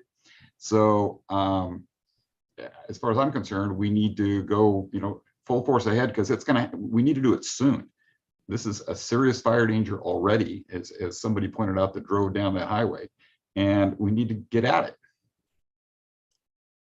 it. Thank you. I agree with you totally. I think it's outrageous that East Bay Regional Parks doesn't recognize our ordinance 22-02. And I imagine this is a much bigger issue than just, MOFDs, just bigger than our district. I mean, I would imagine that our neighboring jurisdictions, be it Oakland or Lafayette or, wherever else, is probably having, I would imagine, similar issues. I would agree with what you said, Director Jorgens. I think what citizens can do, certainly, if this outrages you like it does me, our elected representative from this area is Dee Rosario, Ward 2 Director, East Bay Regional Parks. Dee Rosario at eastbayparks.org. I would certainly, contact him. I was just wondering also from the chief, it seems to me that this is a much bigger issue than just MOFD. Has this come up in your county chief forums and Yes, sir. The other fire districts in Alameda and Contra Costa counties are aware of the issue and are following it. Obviously, the resolution would apply to all, and notably not just all within our district or within our county, but this has statewide implications and would implicate the way business is done in many places. Yes, a large number of people are watching the resolution on this. Because everyone has the same problem, which is the concern about wildfire spreading from undeveloped lands into developed lands, threatening lives and property. This is being closely watched by a number of people. Okay. I would love to say, let's just cite them and see what happens, but I would have to ask, our counsel on that. Is what they would recommend. I'm hearing at least, from the two directors who are basically outraged by this, and I'm sure the other directors would. I don't want to speak for them, but I think we'd probably be unanimous on this, that we're all outraged by this. And I think all the citizens within East Bay Regional Park District should be outraged by their not recognizing our local ordinance as well as others. So I'd like to just, district council, I mean, I'm looking for some direction. Do we cite them and see what happens, or what? I'm not really sure. Yeah, I mean, so look, I mean, every case is different. The fact that we have a disagreement on this issue doesn't mean that we shouldn't pursue what we think is the right course on individual situations and individual, and this is one we're talking here. I mean, I obviously, it's the chief, only the chief can decide who gets cited, et cetera. I don't want to jump on his authority, but what I am saying, and we understand, I mean, and I think a lot of the comments have been right, that the law, is not a model of clarity. I think that seems fairly obvious. But again, at least from your council's perspective, we think that that the law does give you this authority. We also think, just from a very common sense perspective, that it doesn't make very much sense to say that our fire department is responsible for putting out fires, but in certain areas, but can't regulate in those areas, right? Because just from a common sense perspective, the whole purpose of the regulation is obviously to prevent these fires and to make the fires, when we do fight them, to make them safer, to make the situation less severe. And the two, it seems very counterintuitive to me that our enforcement powers are dramatically dramatically from our obligations.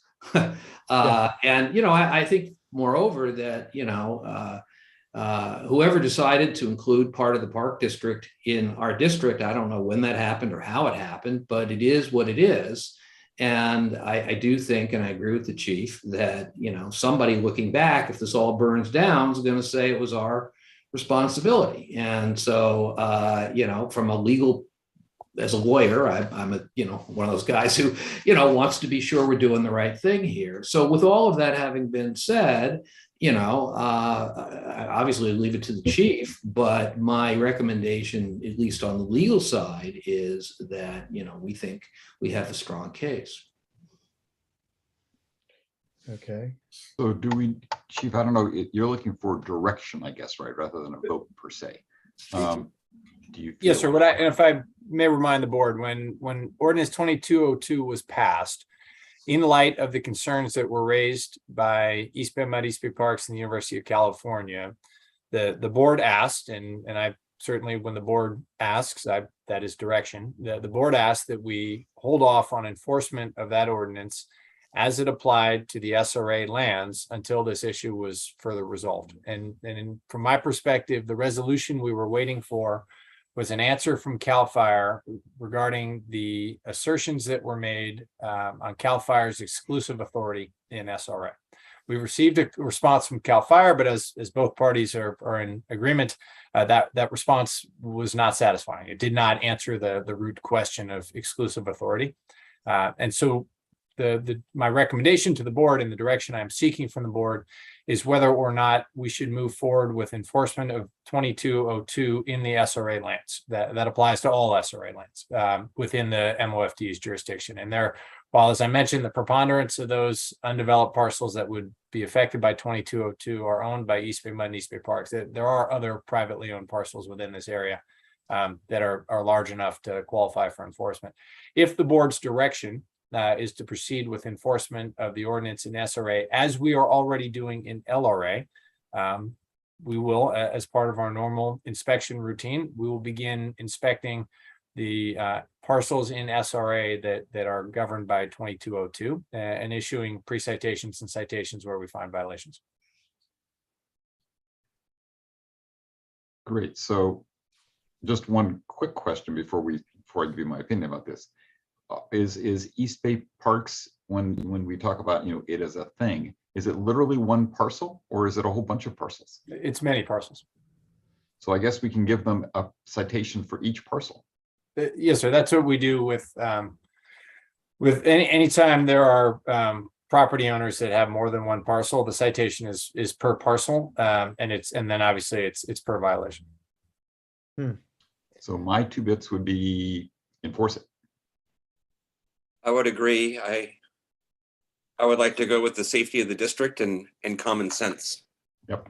And common sense is let's enforce it.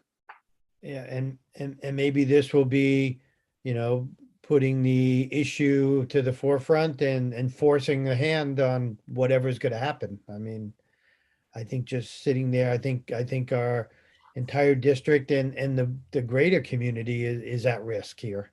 And it's not just about the so-called fire trail or fire road. It's a lot bigger than that. Much bigger than that. That's a trivial part. And I'm just curious, Chief, do you call 4213 a fire trail or? Yes, sir. As fire code official, we designate, we have a map layer, we have signs that designate fire trails. And the fire trail system exists on that map layer. As it exists on the map layers and on the signage posted by and the maps maintained by the fire districts and fire departments that surround us. Okay. Well, I'm thinking, I mean, what if it sounds like we're all in agreement that we enforce 22-02. But what if we, ask the chief to maybe come back next meeting with a plan on how that's to be enforced? I'm just gonna throw that out there. I don't know if it's enough to just say enforce it, or do you want to have time to come back to us and say, this is what you're gonna do? It's enough to say enforce. I think we have the codes and you enforce the codes. Yep. I think there's nothing else to discuss. I Is agree. that enough, Chief, if we just said enforce it? Yes, sir. Oh, okay. Great. Okay. Well, would somebody like to make a motion? I don't think it's an action item. I think we give him Some direction. Oh, okay. Just direction to enforce the code as you see fit. I think Yes, we're sir. hearing that. Directors, that's what we're agreeing on? Yep. Yes, sir. Okay, Chief. Thank you, sir. All right, thank you. And thank you, Thank you, Miriam. Miriam, also for attending. You're welcome. Okay, we're gonna move on now. We're gonna move on to item 10.1, which is working group report on single role EMT and paramedic positions.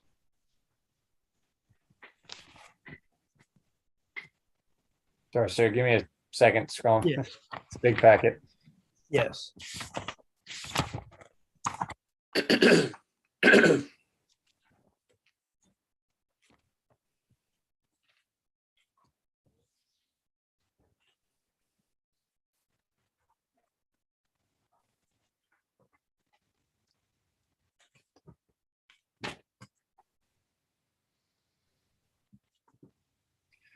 All right. Good evening, directors. At the May 2022 regular board meeting, staff was directed to form a working group to develop a proposal to implement single role paramedics to increase ambulance staffing. The working group was also tasked with exploring the creation of a single role EMT position and the appropriate supervisory structure. A working group comprised of President Donner, Director Bates, Local 1230 representatives, and Fire Chief Winokur met on May 27th. At this meeting, it was determined that Local 1230 did not support the proposal, and the directors were concerned with the firefighting weight of attack implications associated with reducing daily firefighter paramedic staffing. The meeting was adjourned without further discussion. I would be happy to answer any questions the directors or the public may have on the working group meeting. Thank you, Chief. Directors, we'd like to have discussion, or should I open it? What do you think? Maybe we should have discussion after we hear what the public says. Okay, let's see if there's any member of the public has a hand raised for item 10.1. We have 2 hands raised. Mark Evans. Okay, Mark? Thank you. So what is the background on this issue? I hadn't read much about it. It seems to me to be an opportunity to potentially reduce the cost. Is that the correct interpretation? It was from an item on our May board meeting. to look into to increase staffing at Station 45 in Orinda. And we were going to have a meeting to discuss it, but you just heard what that, it was not to, it wouldn't decrease costs. No. You'd have to look at the May agenda to get the Okay, full. so I haven't looked at it, so if you can't explain, I didn't know, okay, but I just observed that the union and 2 directors just said, no, we're not going to do it. That's how I interpret it. Does that mean it's just done? We don't look at this? It sounds like the idea, which I assume had an idea to be discussed or further, it just from how I read this was just summarily stopped. So any feedback on why, beyond the worry about the weight, I don't quite understand the term. I guess you're concerned that the firefighters become overloaded, but there was a working committee. They said they don't support it and they walked away. That's not usually how that works. You can't just say, we're not going to support it. There has to be some pros and cons of that issue. And I'd like to hear someone elaborate on that, please. Okay, well, thank you, Mark. If you stay tuned, maybe we'll get to some more information for you. Is Thank you. there another hand raised? Yes, Jonathan Goodwin. Jonathan? Yeah, the previous speaker pretty much summed up my feelings. I was very surprised that there was no look at the financial impact. I mean, that's the basic question. The working group didn't seem to do a lot of work, I thought. So I don't understand why there isn't. I mean, if a staff report looked like this, it would be most embarrassing, I would say. You know, if an executive officer produced a report on something that did not present the pros and cons, it gives everybody very little to work with. I think the working group should do a little more work. Thank you very much. Thank you, Jonathan. And just to clarify, this item was extensively discussed at our May meeting, and it's been previously discussed in prior years as well. So it's not the first time this has come up. This item was only referring to a group that was going to discuss it, and if there was findings, we would bring it up, but that group did not meet. And the idea was to increase staffing and have dedicated staffing at Station 45 in Orinda for an ambulance. And there was the scenario was to possibly have single role paramedics there instead of firefighter paramedics. And that was the issue of contention between Local 1230 and the directors and chief.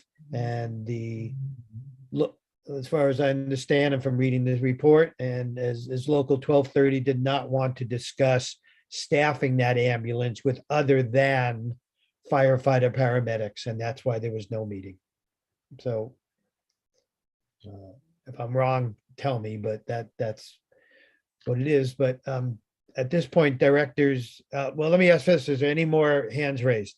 Yes, we have 3 more hands raised. Oh, okay. So, okay. Charles Porges. Yeah, no, I think that it's an embarrassment to have the union just say, oh, we're not interested, and walk away and present no discussion. I think that this discussion should be held in an open public meeting, and that everyone's opinions should be heard by the public. Thank you very much. Thank you, Charles. Vincent Wells. Vince? Hi, how you doing? Good evening, Vince Wells, president of Local 1230. Yeah, I'm not really sure that I really support how what happened at our meeting was summarized, that we didn't have any conversation, but I think, to be clear, and I understand some of the public comment, our concerns were, after the reduction of the staffing of that second ambulance,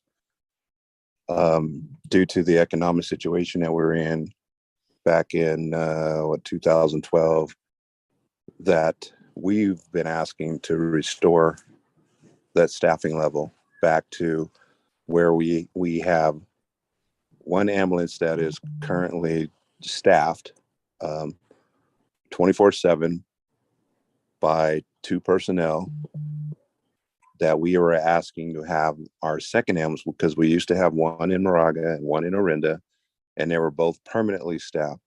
Now we have one permanently staffed and one cross staff. In cross staff, what that means is the engine company will jump on the ambulance, or they'll jump on the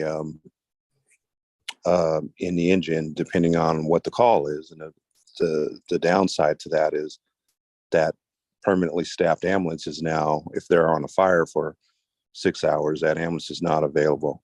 Same thing if that ambulance goes to a hospital and spends 2 hours, there's no hospitals right in the near vicinity, and spends 2 hours at that hospital or 3, then that engine company is out of. So we've asked to restore that. The district has the budget revenue to be able to do that. And what we were in opposition to was, there's a phase going on in the world now called this single role, where you would hire like an AMR paramedic or a non-firefighter paramedic and staff the ambulance with that.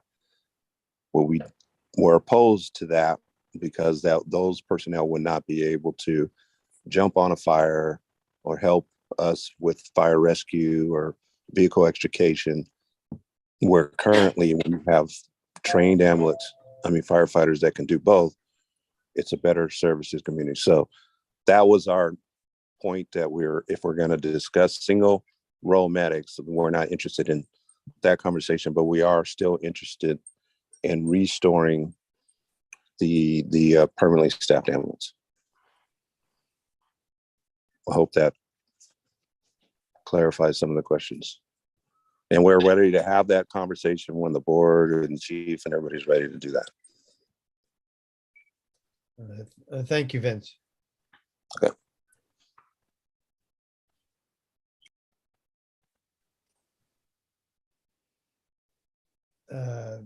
Marcia, another hand raised?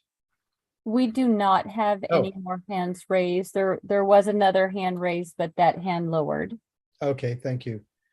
Okay, anybody else? And so I'm hearing no more hands raised, so I'll close public comment on item 10.1. Okay, thank you. We'll go back to discussion about from directors. Directors, any discussion on how we'd like to proceed on this item? I do. Hello? Yeah, Director Jorgens. So, the topic that's on the agenda is a report about, the task that was given to the staff, which included going out and gathering data on the economics and the pros and cons of having a single role paramedic on the, as our ambulance staff, and understanding how that worked. And it seems to me that while I support the idea of having, more staffing for an ambulance, I don't know that everything that Vince said was, but I think I don't agree with some of the deployment concepts, but the idea that there are, efficient, economical ways to add more staff, much like they do in Confire, which I know Vince was supportive of consolidating us with Confire, so that's what we would have ended up with there.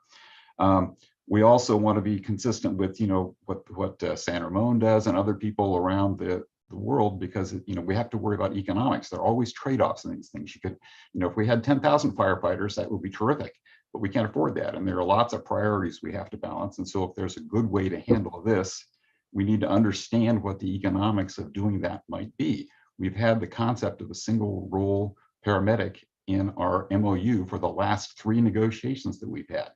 So the concept has been there for a long time, and we need to understand what, as stewards of the community's funds and setting the community's priorities, I think we owe it to the community to understand what the economics of the alternatives, all of the alternatives are, and so that we can make a reasonable logical decision based on what is best for our community, because of course that is always the thing we have to worry about, is what is best for our community and the best allocation of resources for our community.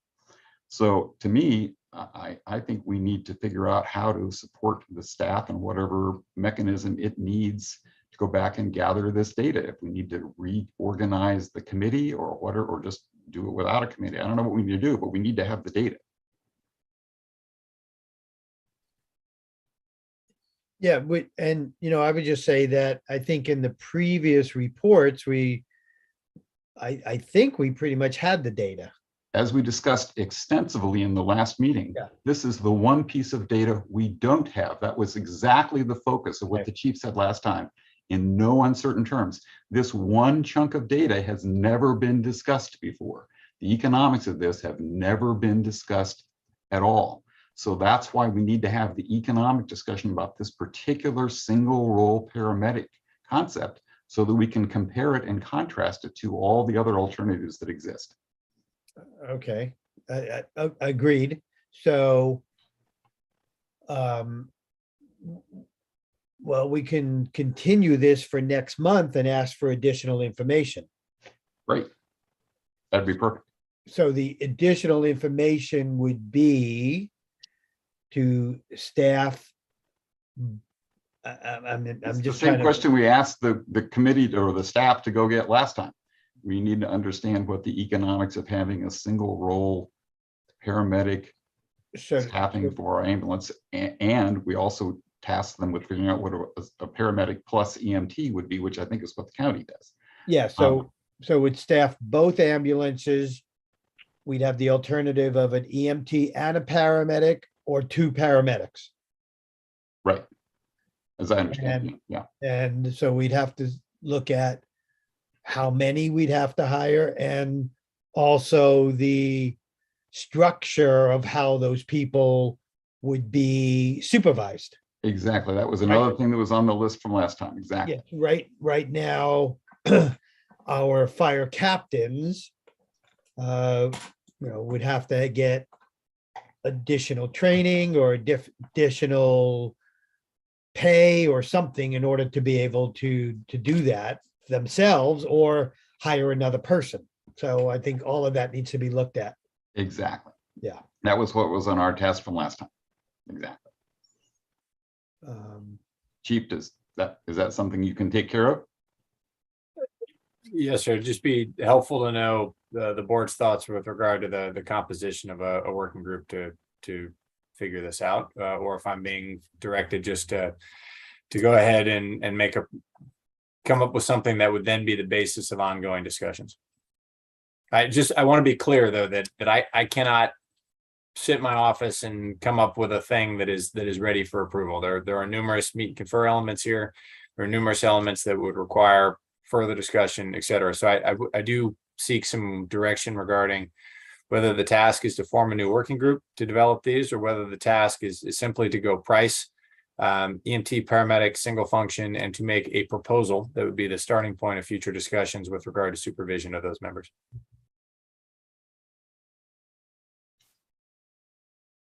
I would leave that up to you, whichever you think works the best to get, it seems the latter seems, I mean, if we can't, if some of the parties don't want to come to the table, I think we have to try to figure out what we can do before that, and give, maybe have something a little more concrete for people to understand and react to and have impressions of.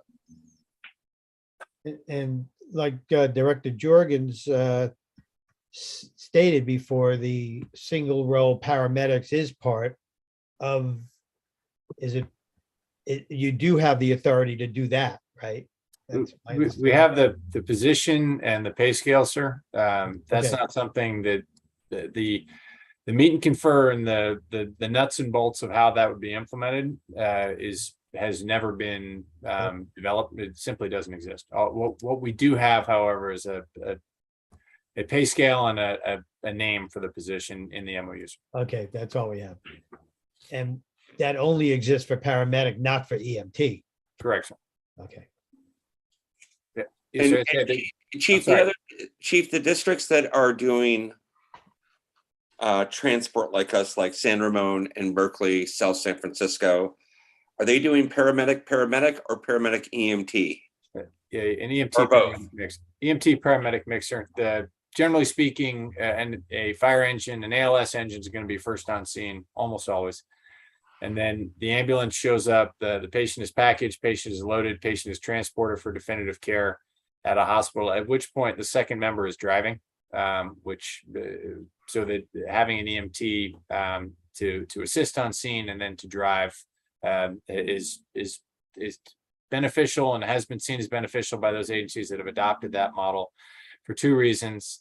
One, obviously, there's cost savings with EMTs are paid less than medics, but probably more important is the size of the recruiting pool. There are a lot more EMTs than paramedics, and EMTs can be ingested into the system and then trained to become paramedics, and eventually from paramedics to be hired as firefighter paramedics. So the creation of the EMT position unlocks the opportunity for a hiring pipeline and a career progression element to get folks in earlier in their career. Thank you.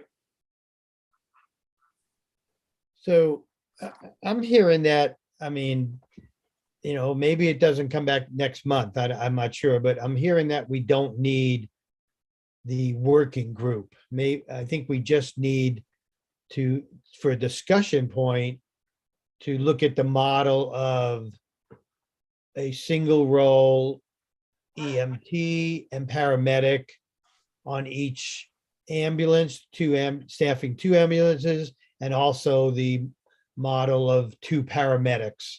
We know what it costs.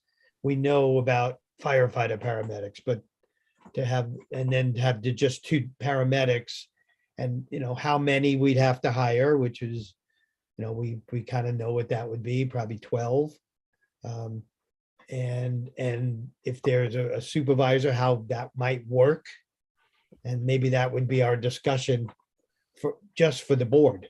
I don't know that we need, and then take it from there, see what the board, how the board is leaning. If we get some kind of agreement or consensus to proceed, then we'd have to take it to the next level as far as meet and confer and other parts of it, but maybe just starting with, the numbers. Maybe that's just a start. That seems reasonable to me. I know we can't compare, but I mean, this model works in a much larger, department, which is San Francisco. They have that model there for single role EMT paramedic on their rigs. I know it's a very different environment, very different city, but I know they do it there. And so. Okay. So, Chief, is that enough direction to get started? Yes, sir. I understand. Thank you. Okay, great. Thank you. Okay, so let's move on. We'll close that item. We'll move on to item 10.2 is resolution 22-15, adopting a modified schedule of cost recovery fees for emergency medical services. And I would just like to note that we did have a hand raised after the close of public comment. Oh, we did? I'm okay with reopening it while we're here. Are you guys okay with that? Yes. Okay, why don't we let that person speak? They no more than 3 minutes, but go ahead. Anthony Stevens. Okay, Anthony.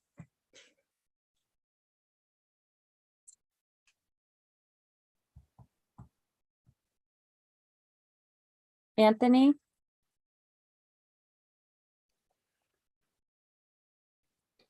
So Anthony is unmuted. Mr. Stevens? Anthony, you hear us? Okay, what we'll do is we'll just move on. And if Anthony's able to join us, we'll try to get back to him. Okay. Okay, let's go to 10.2. Good evening, directors.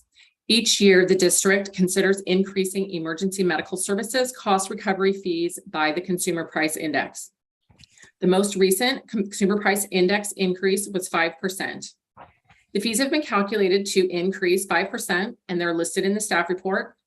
Staff recommends the board adopt resolution 22-15, adopting a modified schedule of cost recovery fees for emergency medical services. This concludes the introduction. Thank you, Ms. Sasser. Why don't we just open up public comment on item 10.2?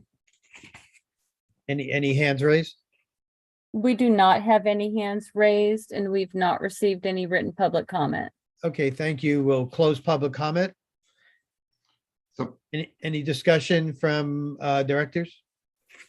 So I guess my only question would be, something that the UPS, FedEx, all those folks add a fuel recovery fee because, gas prices have done a lot more than go up 5%. Is that something that we should think about doing?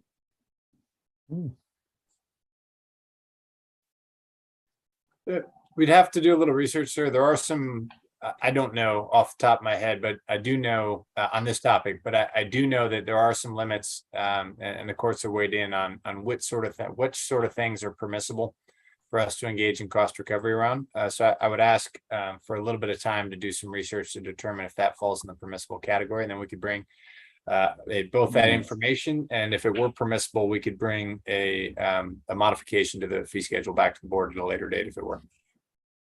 Okay. So I guess that would mean you would prefer that we approve this tonight and think about changing it later. Yes. Great. Okay, any more discussion? I move we approve resolution, which one is it? 10-2. Well, yeah, it's resolution 22-15. Okay. We get a second? Second. Okay, we get motion and a second. Take a vote. Director Danziger, Aye. Director Jorgens, Aye. President Donner, Aye. Okay, we'll move on. Item 10.3 is resolution 22-16, establishing the district's annual appropriations limit for fiscal year 22-23. Good evening, directors. The district is required to adopt an appropriations limit. The limit has been calculated to be $36,207,281. Staff recommends the board adopt resolution 22-16, establishing the district's annual appropriations limit for fiscal year 22-23. This concludes the introduction. Thank you. Okay, why don't we open up public comment? we do not have any hands raised and we have not received written public comment. Okay, I move we approve 22-16. I'll second. okay. All right, let me just look at one thing. I have my notes, but I wasn't prepared to be presiding over the meeting, so I just want to see if I had any notes here.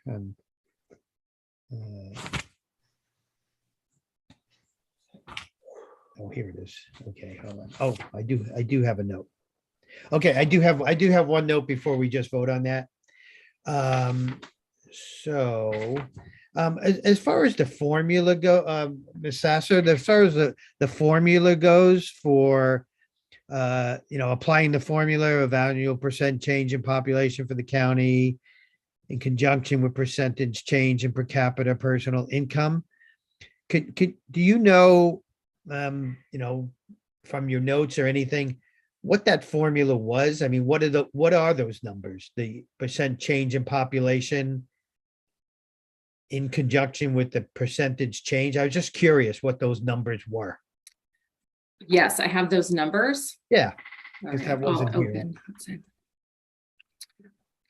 I'm opening my spreadsheet Okay. now. Give me Yeah. just a second. Right.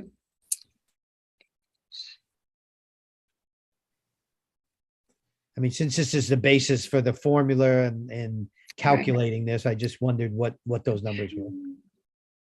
Okay, so the percentage change in per capita personal income was 7.55%. The population change in Contra Costa County was negative 0.41%. Oh. So those two factors then are used to add to the last year's limit and to come up with this year's limit. Oh, so since it was 7.55 and negative 0.41, do you just basically subtract the negative 41 from 7.55? Yes. So, okay. Okay, Totally so, weird way to do it. Bizarre formula, but go ahead. So do we have a motion before us? okay, we do. So we'll take a vote. Director Danziger, Aye. Director Jorgens, Aye. President Donner. Aye. Okay, motion passes. Item number 10.4 is adopt resolution 22-17 establishing the fiscal year 22-23 fire flow tax rates for Orinda and Moraga service zones. Right. Each year, the district is required to set the fire flow tax rate in each of the district's 2 service zones.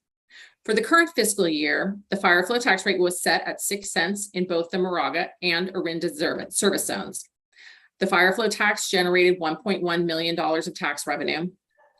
Staff recommends the board adopt resolution 22-17, adopting the fire flow tax rate for fiscal year 2023 of 6 cents in both the Moraga and Orinda service zones.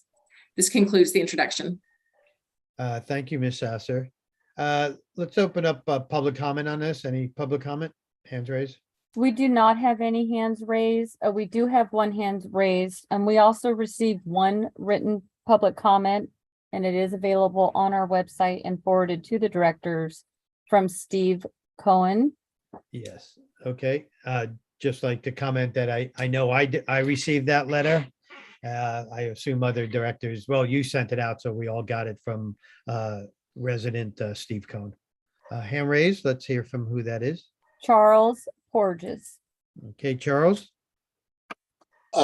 Gentlemen, I know you've read Steve Cohn's letter, and he proposes increasing the Moraga fire flow tax because his opinion, and I have to admit, based on what I've seen from his numbers, I have to concur, Moraga is not paying its fair share.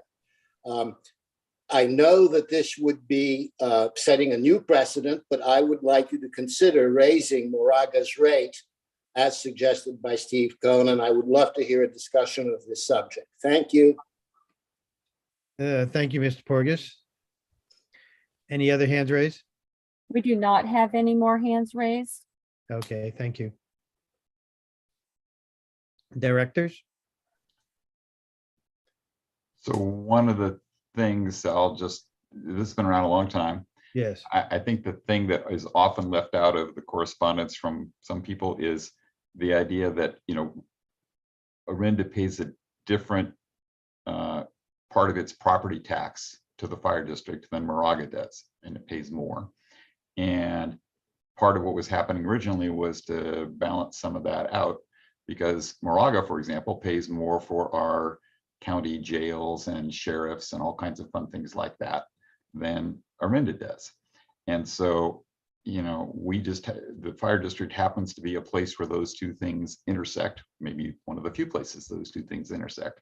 So just for the public's purpose, it happens to be, we all pay the same property taxes. Everybody in Moraga pays the same total property tax that we pay.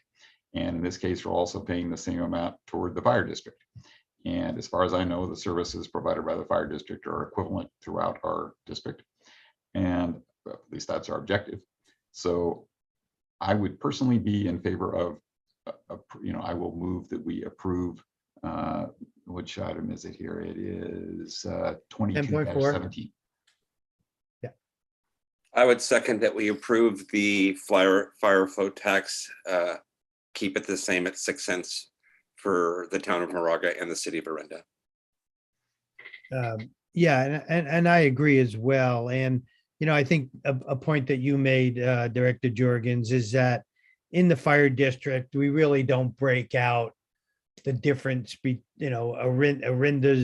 Orinda, Moraga. The service is district wide. I mean, the ambulance from Station 41 in Moraga often responds to Orinda.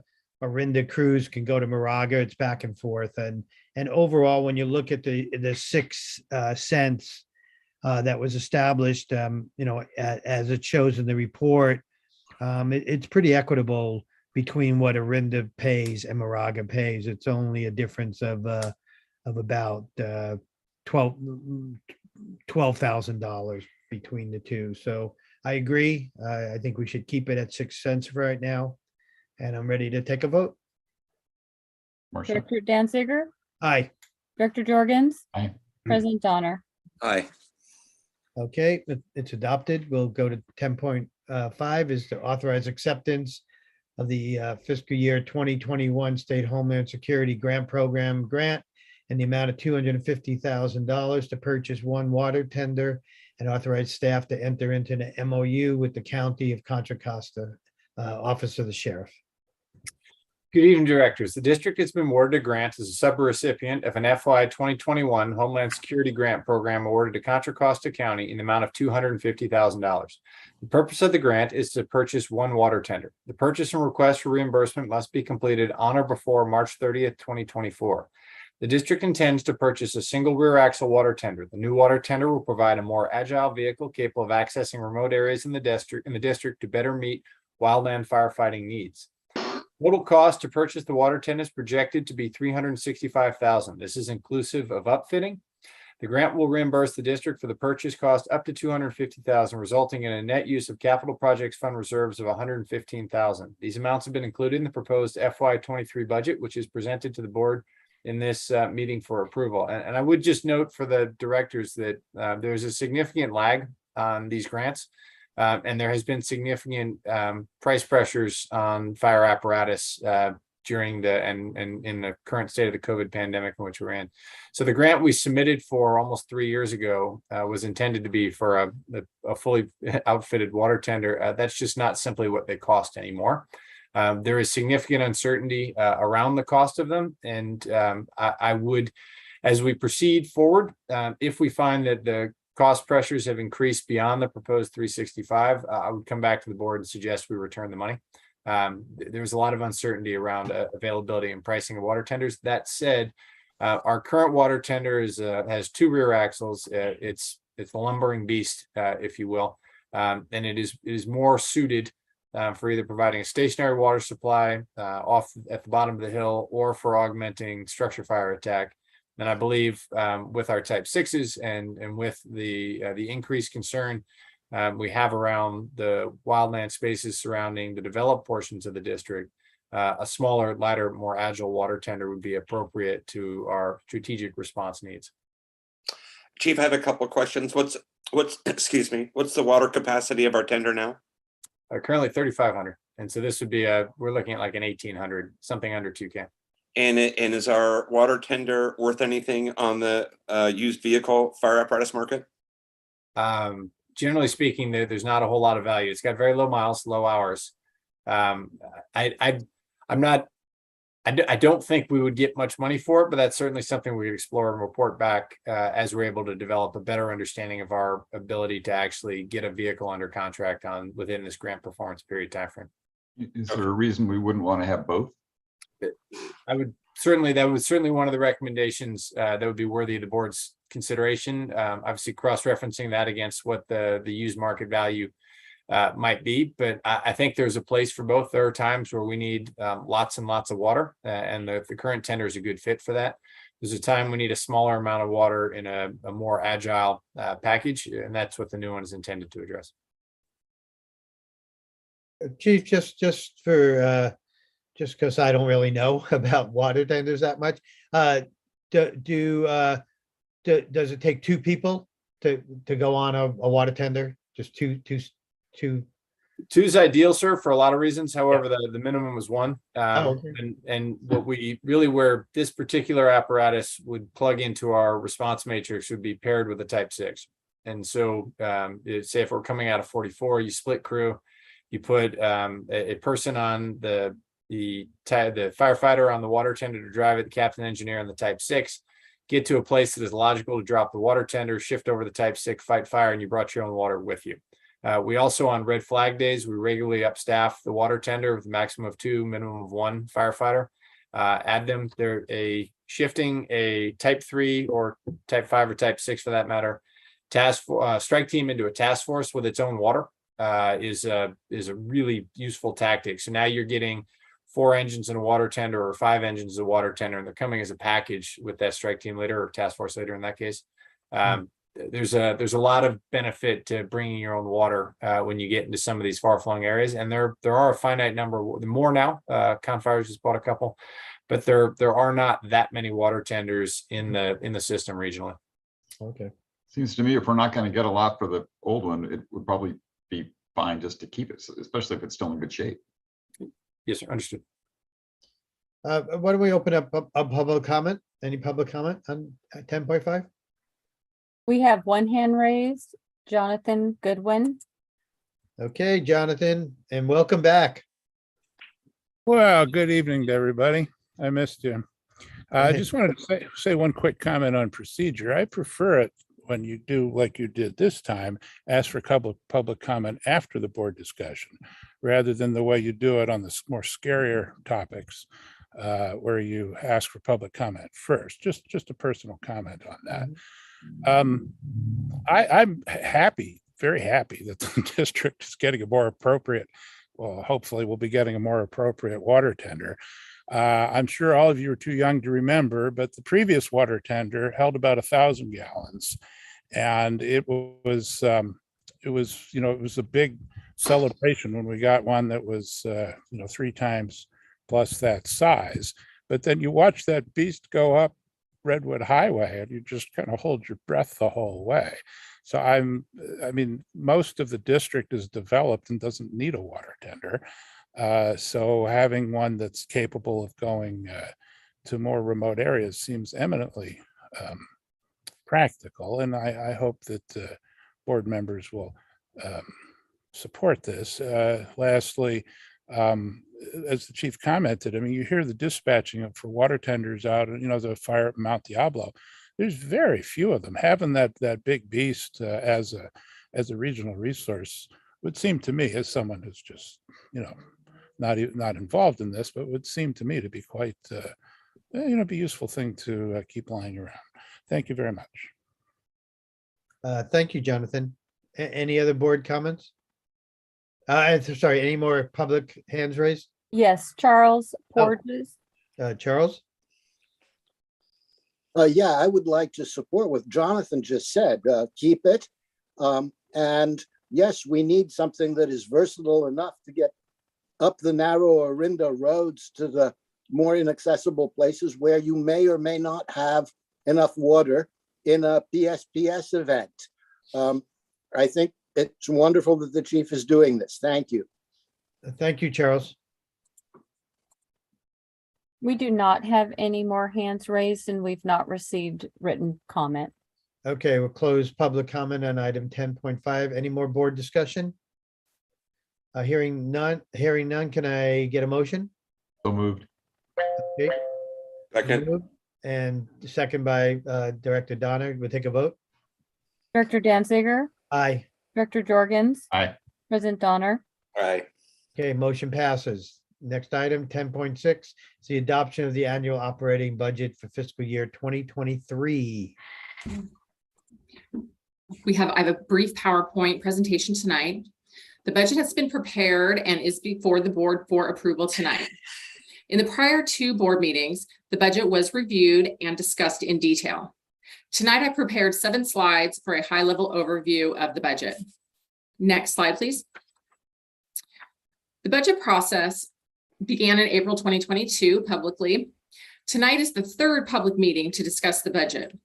In April, a public board meeting workshop was held to review the budget in detail and obtain public input and board direction.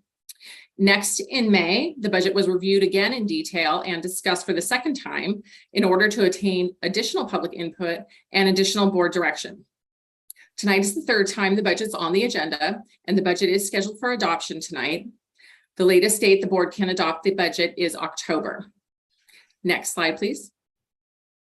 The budget as presented results in a general fund surplus of $252,000, a capital projects fund surplus of $1.955 million, a planned deficit in the debt service fund of $1.7 million due to the completion of the pension obligation bond payments, and finally a surplus in the fuel break fund of $360,000. previous board direction that was given in the previous two public board meetings were to continue the fuels mitigation program, which includes 3 specialist positions, add 1 new fire prevention position of fire inspector plans examiner. This work was previously outsourced to a contractor. The board directed an expansion of services with the establishment of a new fire prevention pilot program for home hardening grants in the amount of $500,000. Finally, the capital projects fund expenditures were reviewed in detail, and the board directed the inclusion of all the capital purchases. The capital budget detail will be reviewed again tonight. The budget includes safety roster strength of 57 positions and daily staffing of 17, which is the same as the prior year. The budget includes 1 new position in fire prevention, 2 new positions for the fuel break project, and no changes to the number of positions in administration. Some general fund expenditures are discretionary and some represent a continuation of effort. These discretionary expenditures are listed on this slide and total $7.2 million. Next slide, please. This is the final slide. The budget includes the capital projects listed on the slide, which total $2.3 million. This concludes the presentation. Thank you, Ms. Sasser. Could you, can we go back to the slides? Like just 2 back? Yeah, yeah, just that one for just a moment, just it just went quickly. I didn't have a chance, and it's nothing new there.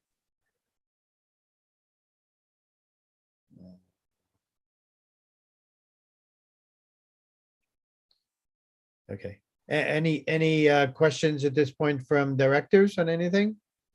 And we can just leave that one up for right now. Other directors, anything?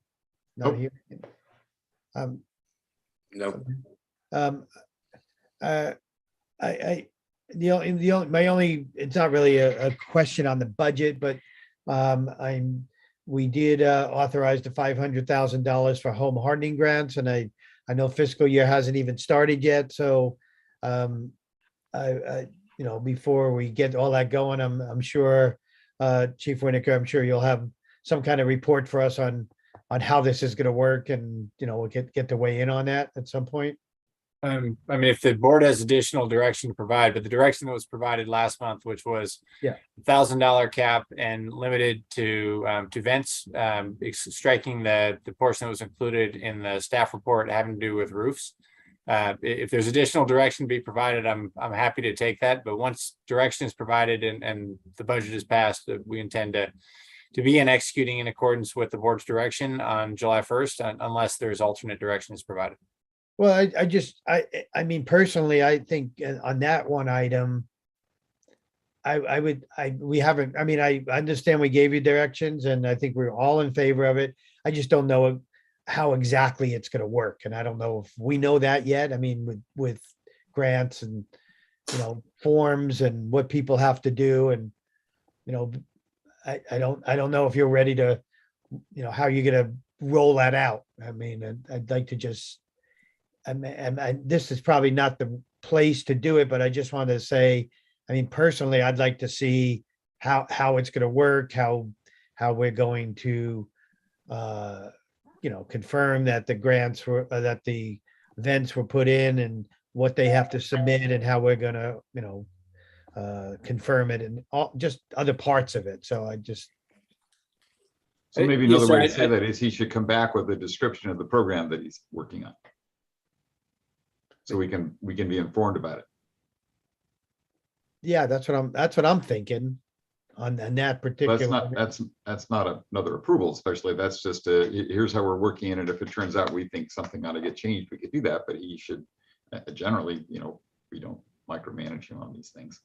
Yeah, that's great. We all want to know what's going on. I agree. Okay, well, yeah, I don't want to change the amount. I mean, the amount is there. Anything? I guess maybe I would just like to see how it's going to work personally. So I think people are anxious. There's a lot of buzz about this already, and I think people are anxious to get it going. So I would propose that we have him do it and explain to it. And if we need to have a mid-course correction for Okay. some reason, we can do that. That's fine with me. That's fine. Okay. Director Danzo, just seeking clarification to make sure I understand correctly what you're asking for. Is it an info only item briefing out on the program implementation, or is it a program for approval with a board vote in July? No, info only. Thanks, sir. Yep. Yeah, Okay, thank you. While we're on it, just as one quick thing, and I know I'm the one that probably said it last time. You know, we said it's only vents, and I've heard a lot of feedback from people saying that gutter guards is, you know, effectively the same thing. It's home hardening. It's, you know, one of the, you know, kind of while you're up there on the ladder putting the vents in, you might as well put the roof gutters on. And it's not something that you would normally. It's not. Well, I mean, you might do it when you replace your roof, but it's something everybody can do that doesn't already have them. So that seems to me like a potentially logical thing to include, but I'll leave, you know, we can discuss that. Yeah, Director Jones, all I would say on that one from personal experience is for both the vents and the gutter guards. The vents, they were really only for actually just replacing, retrofitting and replacing vents. There were really only two options. Yep. On brands basically I'm talking about. For gutter guards, I mean, you can basically go down to your local hardware store and buy something and stick it in there and say you got gutter guards. Do they work or not? You know, maybe not as well as having a gutter guard company come in, you know, hard screw them in and everything like that. So I think there's a lot more options on what is a gutter guard. So maybe we just need to bring that up in the future. Okay, I agree. that's great. We can, again, we can always modify it once we get going. Yeah, that's great. I agree. Okay. Yeah, thank you. I don't need this slide anymore if you want to. So any more discussion? I mean, we've had a couple of months of discussions. Anything else? Any directors? Nope. Okay, hearing none, I'll open it for public comment. Item 10.6. Jonathan Goodwin. Hi there. Couple of general comments. First, one, I could be wrong, but I'm getting the impression that President Donner might be a little under the weather, and if that's correct, I want to wish him a speedy recovery. Number two, you know, my memory of what these budgets looked like was these little black and white. It was on 8x10 paper of this brain warping massive cells of spreadsheets, you know. It was just really difficult to get much out of it. Eventually the district went to PDF because Steve Cohn pointed out to them that they could, by the way, a little historical tidbit. And this presentation of the budget is really nice. I really want to just send a note of appreciation to administrative staff for making this much more accessible than it has been in the past. And after, you know, it went to PDF, a lot of the pagination was off and not quite so good. So thanks for getting that right too. And I'm at page 39 for this item, 126 in general. I got a question about the emergency preparedness. I think it's actually on the previous page someplace about CERT, that $6,000 for uniforms. District was told at a board meeting a few months ago that CERT pays for itself. Apparently, maybe not exactly. If that's offset someplace, it might be useful in the future to, you know, put in a little footnote for the approximately 7.4 people who actually read this stuff. You know, if there are offsets for costs of that sort, just, you know, just to give a better impression. But my question is on the page I mentioned, and it's of the what's called total salaries and benefits. As I understand, and I could be reading this wrong, so that's the reason I'm asking this. It appears that there's one half-time employee, you know, whose hourly salary is 97,000, also getting approximately half that amount from an addition by Lafayette, and then the $138,000 in overtime is, I mean, that just seems extraordinary for a half-time employee. So it just caught my eye, and I just wanted to know if that is correct. Just to answer the question, the overtime is out-of-county mutual aid reimbursed by the state for participation on incident management teams. Oh, so that's for everybody who's doing that. No, it's for that employee when they're deployed on under the state master mutual aid system, out-of-county mutual aid deployments where the state reimburses the cost of those deployments. District recoups a vehicle fee and administrative fee on top of that as well, but the time is paid to the member, and then deployments are 14 to 21 days, 24 hours a day. So the $130,000 goes to the district or to the employee, or part portion of both? That's the budgeted amount that goes to the employee. On top of that, the district, and that's a templated amount that obviously the actual amount will be dependent on fire activity and deployment to those fires. In 2019, Okay. there were almost no fires. Other years, there's lots of fires. On top of that, however, the district Yeah, I recoups understand. the admin fee. So I just final comment on that. When Chief Rain was actively fire chief of the East Bay Parks Fire Brigade, he was at that time earning a salary less than a con fire captain, and he's that I see the times have improved for him. That's the end of my comment. Thank you. Thank you. Any more hands raised? Yes, Mark Evans. Okay, Mark. Yeah, thanks. So back to the home hardening, I've heard Chief Winokur mention several times how important that is. I've been to a different thing. So I think going with the vents is the way. I also support, I think, what you're doing, Chief, by making it simple. Let's not cover a lot of things. We need to get these vents out there, get practicing on installing, understand what the costs are, and start deploying them across the city. So, but Chief, I want to echo what Director Danziger said, though, and Director Jorgens. There is a lot of interest by the community. So I think, not to change in your direction, but if you can make your thinking transparent, summarize of how you plan to manage it and how you, that sort of thing. There's just a lot of interest, not to change the direction, but I'd love to get the information pushed out so we can get the early adopters in contact with you and support spending that money wisely. Thank you. Certainly, Mark. I appreciate the sentiment, and we'll do so. Obviously, it is premature to do so before the board approves the budget. Understood. Thank you.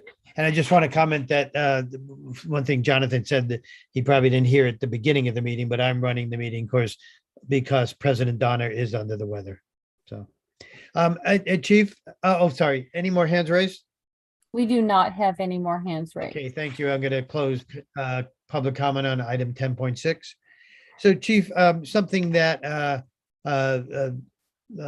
Goodwin brought up having to do with the emergency coordinator's salary. Recently, unless you're going to talk about this later, you had talked about Lafayette's funding for that position.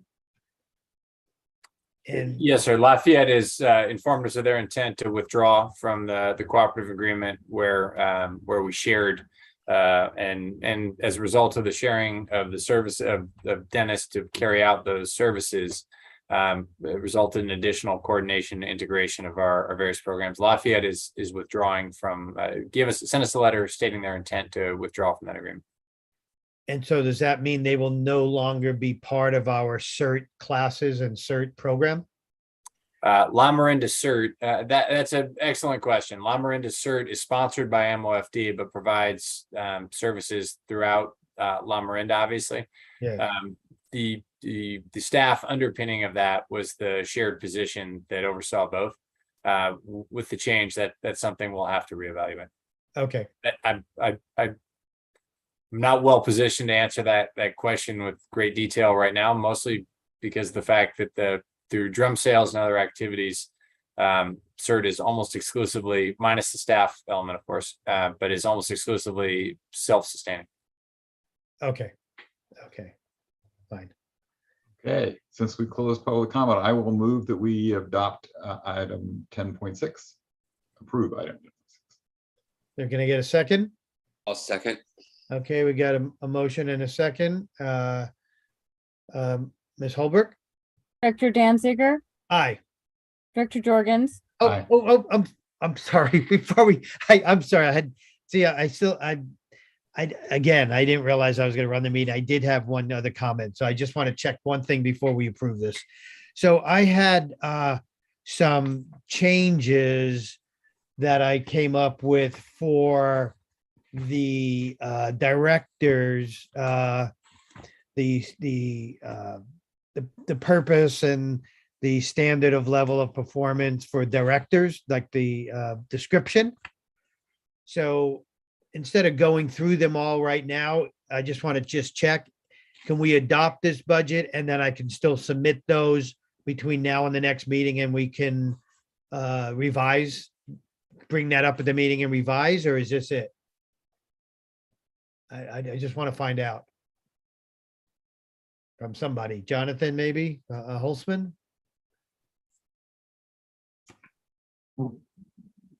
Well, I guess my view of the budget is we're approving the numbers and what everything's good. The rest of that is used to be, and Yeah. obviously it must not have been well done, boilerplate that goes on. And so I would argue that that's the kind of thing we could easily change by board decree later. Yeah, The only, from an administrative perspective, I guess I'd like to hear from Gloria Ann. You know, I don't know when we actually go to press on it. I mean, that would be the issue. Right. So we don't print it. It just is an electronic PDF. It goes on the website and it's used electronically. There's no printed copies. And is there a deadline for finalizing that document? October. Right. By the state law, it's October, but that's for the board to adopt it. So. Well, but wouldn't it, I mean, but we sort of need to start executing it starting in 3 weeks or 2.5 weeks, right? So how about if I propose we approve the budget, the financial aspects of the budget, or the entire budget, except the language that Director Danziger is questioning about the duties and responsibilities of the directors. Is that okay?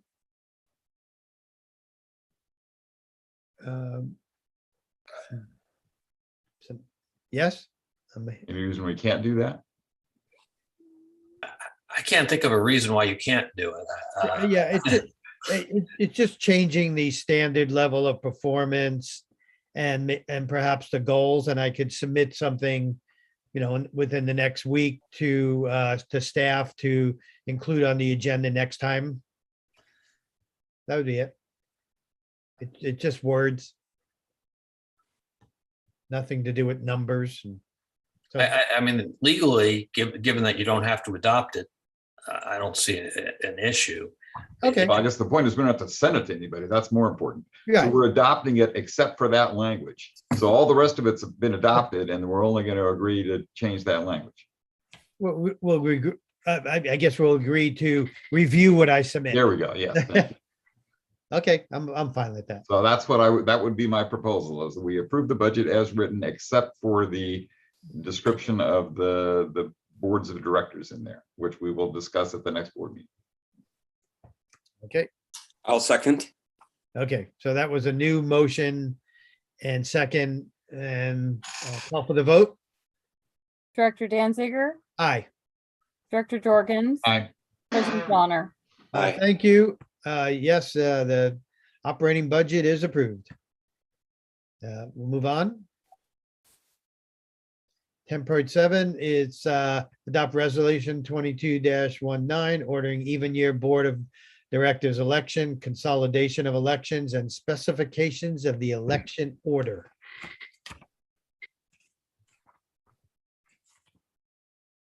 Good evening, directors. The terms of office for the 3 members of the Board of Directors in Divisions 1, 3, and 4 will conclude in December of 2022.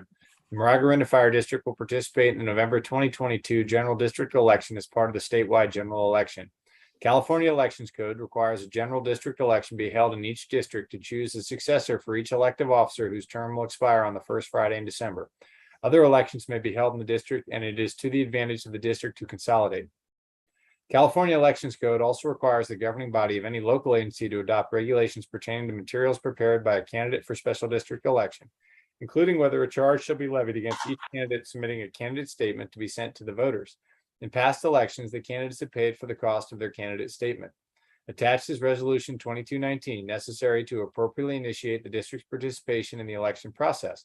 Resolution 2219 gives notice of holding a general election as well as specific instructions as to how such an election shall be held and conducted.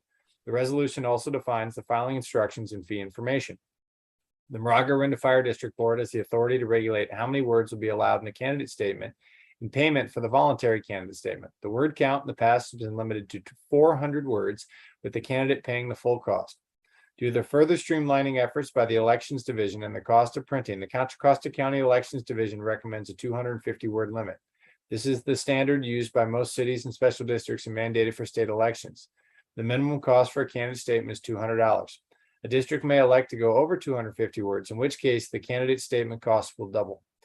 Note regarding candidate statement fees. Due to the recent redistricting and boundary changes, candidate statement fees will not be available until July. The Elections Division must incorporate all of the boundary changes submitted by cities, schools, and special districts to develop new voting precincts for use in the November election. At the same time, conduct the June election. The candidate statement fees will be available as soon as possible and no later than July. For fiscal impact, the County Registrar of Voters has determined the cost of the election to the district to be approximately $2 to $3 per registered voter. Current total number of registered voters in the district is 26,998. The number of registered voters by divisions is not available this time due to the recent redistricting and boundary changes. Sufficient appropriations have been included in the budget. In the event of a tie vote, the county elections office requires that the board decide what action is to be taken in the event of a tie vote. 1, the winner shall be determined by lot at a time and place designated by this board. Or 2, the governing board shall call a runoff election on the 6th Tuesday following the election at which the tie vote occurred. Staff has been advised by the county elections office that a standalone runoff election is estimated to cost approximately $8 to $12 per registered voter. Staff recommends that the board adopt Resolution 2219 as presented, and in the event of a tie vote, the winner shall be determined by lot at a time and place designated by this board. Thank you, Chief. Directors, any discussion on this item? I would just say we should stick with the 400 words and the lot. The choice, tie by, decided by lot.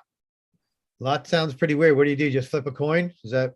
I think you actually, there's a formal process for literally drawing lots, I think they call it. Oh, okay. And I don't know whether it's that you get the blank one or the good one. There's a process. Yeah, yeah. It's a bizarre way to solve things, but it's It a lot is. better than spending $8 a citizen to do it, How about a boxing match? No. There you go. Okay, any further discussion from the board? This is pretty standard. This is the way we've done it in the past. So let's open comment on item 10.7. Jonathan Goodwin, Oh, geez. Jonathan, Yeah, I want to support the boxing match idea, but I'm just kidding. This is, what you do. Let me back up. In my experience, very few people actually attend these meetings. Very few have any idea about what the issues are with the fire district. And, 250 words, 400 words is just a token. It doesn't really advance discussion about how the district could improve or anything of that sort. So I've had feelings about this for many years, and I'm wondering if separate from this item, but on this topic, the district would consider actually having a page on the website where candidates, could have some limited space to actually have a meaningful presentation of what they feel the district needs, why they're qualified, all that sort of thing. Because how else does anybody know? I mean, you have these little debates and discussions, and some people present better than others. And then you have all the campaign mailers and all. I mean, just so much money gets wasted in this. I hope you will consider at a future time actually have devoting a little bit of little spot on the website where the registered candidates can make their declarations, and hopefully this will lead to better informed public. Thank you. Thank you, Jonathan. Any other public have a hands up? We do not have any more hands raised. We've not received written comment. Okay, I'll close public comment on 10.7. I move we have 400 words and settle a tie by a lot. Okay, may I get a second? I'll second. Okay, call for the vote. Director Danziger, Aye. Director Jorgens, Aye. President Donner, Aye. 10.7 passes. Next item is 10.8. This is an update on district funded work and special assessments. Good evening, directors. Next item before you is just an update on district funded work and special assessments. In accordance with California Health and Safety Code and the California Fire Code, the district may declare a property to be a nuisance and order the fire chief to abate the properties using district funds to abate the fire code violations. For the board to take action, a public abatement hearing is held on the failure of the property owner to comply with the notice to abate orders. Public hearing is conducted to allow the property owner to object and offer evidence why the violation should not be abated. After the abatement hearing, the board of directors declares that the property violations are a seasonal and recurrent nuisance and orders the fire chief to abate the property using district funds. Once the district has completed abating the nuisance parcel, a second hearing is held by the board of directors to confirm the cost of abatement incurred by the fire district. The purpose of the hearing is to review any objections from the property owners legally responsible to be assessed. The confirmation of costs include the passing, approval, and adoption of a resolution, which are the necessary documents to be submitted to the Contra Costa County Auditor Controller Tax Division for enrollment on the property tax roll. If approved by the board, the staff files the necessary documentation with Contra Costa County to place a tax lien on the identified properties. Since 2015, the district board has ordered the abatement of 28 properties. Of the 28 properties abated, staff has filed paperwork for 26 of these properties. The 2 properties abated in calendar year 2021 will have their paperwork filed in July of this year. The special assessment submissions to the Contra Costa County Auditor Controller period is July 11th, 2022 through August 10th, 2022. Of the 26 properties that have been abated using district funds, the district has received payments for 24 of them. In October of 2021, the county informed the fire district that 2 properties, APNs listed there, would not be paid under the teeter plan, which is attachment A. The reason was given that the underlying value of the property does not support the levy charges. The county will hold a tax sale in June of 2022, attempting to sell the listed properties. And if the properties sell, the district may receive the lien charges. Below is a chart showing the amounts for each calendar year, and we will be adding $58,740 in this lien year for work that was done last calendar year. Again, this item is just for information. Happy to answer any questions the board may have. Thank you, Fire Marshal Isaacs. Directors? No questions. I just have a question right now on the, on those 2 properties that we did not get paid for. And I'm just gonna ask the question, prior to placing the liens on those properties, was there any way to know that this would occur, or was in this status at the time, or? I don't know. I don't know. I'm just asking, how did this happen? Do we have any knowledge of this prior? No, sir. Before we bring a property to the board, I will review the records on the county that are open to the public on property Okay. taxes to look to see if the property owner is paying property taxes. That is a indicator that, you know, there's activity on the property. Okay. So we do look at that, but there's no way to ascertain, you know, what if the owner stops paying their property tax or if the county is going to property tax, you know, sale of those properties. So the report says that if the properties sell, the district may receive the lien charges. So, so assuming that it sells, does the new buyer have to pay the liens? Is it? No, sir. It's settled from so if it's a tax sale, the new buyer is not encumbered by the prior liabilities, and then we're in line for the proceeds of the sale. And so the two unknowns are what will the property sell for, and Okay. how many people are in line ahead of us to have their debt settled. Oh, I see. I see. Okay. So in reality, what we really need to do is, number one, figure out what the property is worth, but also see if somebody else has liens on it before we go spend a bunch of money. Yes, sir. We I mean, with the degree that we're able to, but we assess whether or not a parcel, I mean, the broader issue is whether or not they're paying their property taxes.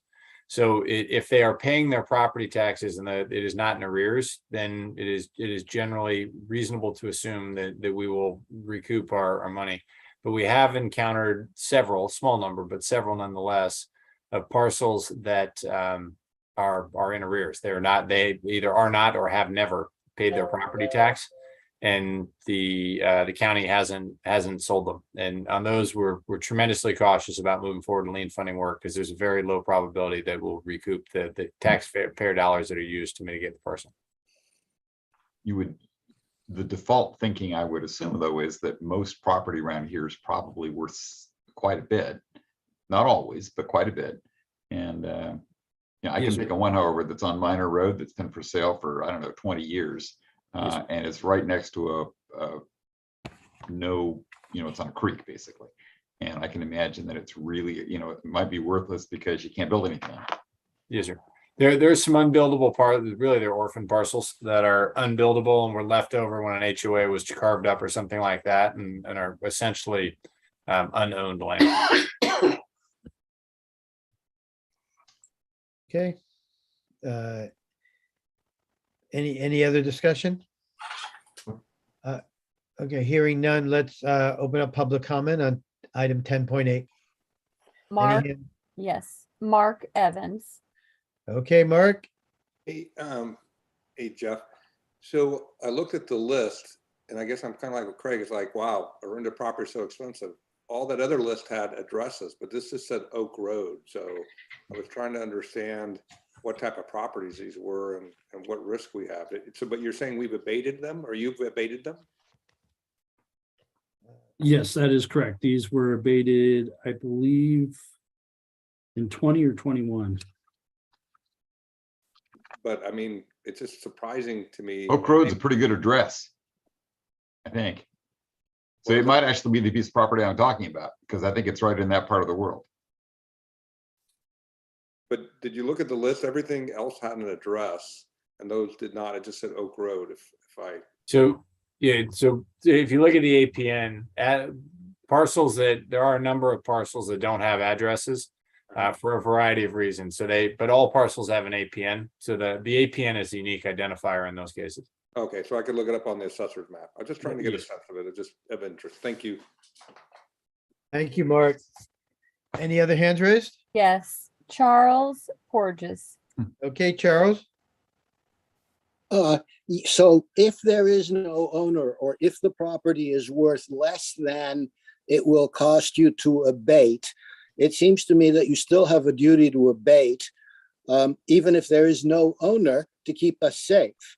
So I think that looking ahead to see whether or not the property is worth abating is a little putting the horse before the cart. I looked at Google Maps on one of those APNs. There's power lines right over the middle of it. I don't know how steep it is. It may in fact be unbuildable and may not be worth much or anything. So in those cases, it seems to me you still need to go ahead and debate. Thank you. Thank you, Charles, and I agree with you too. Does the county, if the taxes aren't paid, do they just let it sit there, or does the county take it? The county makes a decision about whether or not to move it to a tax sale. There are some parcels that have not paid taxes ever that we can tell that remain unsold to collect the back taxes. And it would appear in those cases, the county just leaves them be because they determine it's unsellable. So they're just abandoned property that nobody owns, that I guess you're right. That might be part of our overhead, is to have to go clear them, I guess, huh? Yeah. I would caution that the district has an obligation to enforce. We certainly could, with board direction, the district could take on an obligation to mitigate, but that is not part of fire prevention. And in doing so, I would need to provide some well-researched input to allow the board to make an informed decision about how large an obligation the district could be taking on, were the district to move beyond citations and into mitigation of parcels where the owner is either unresponsive or it has not been identified.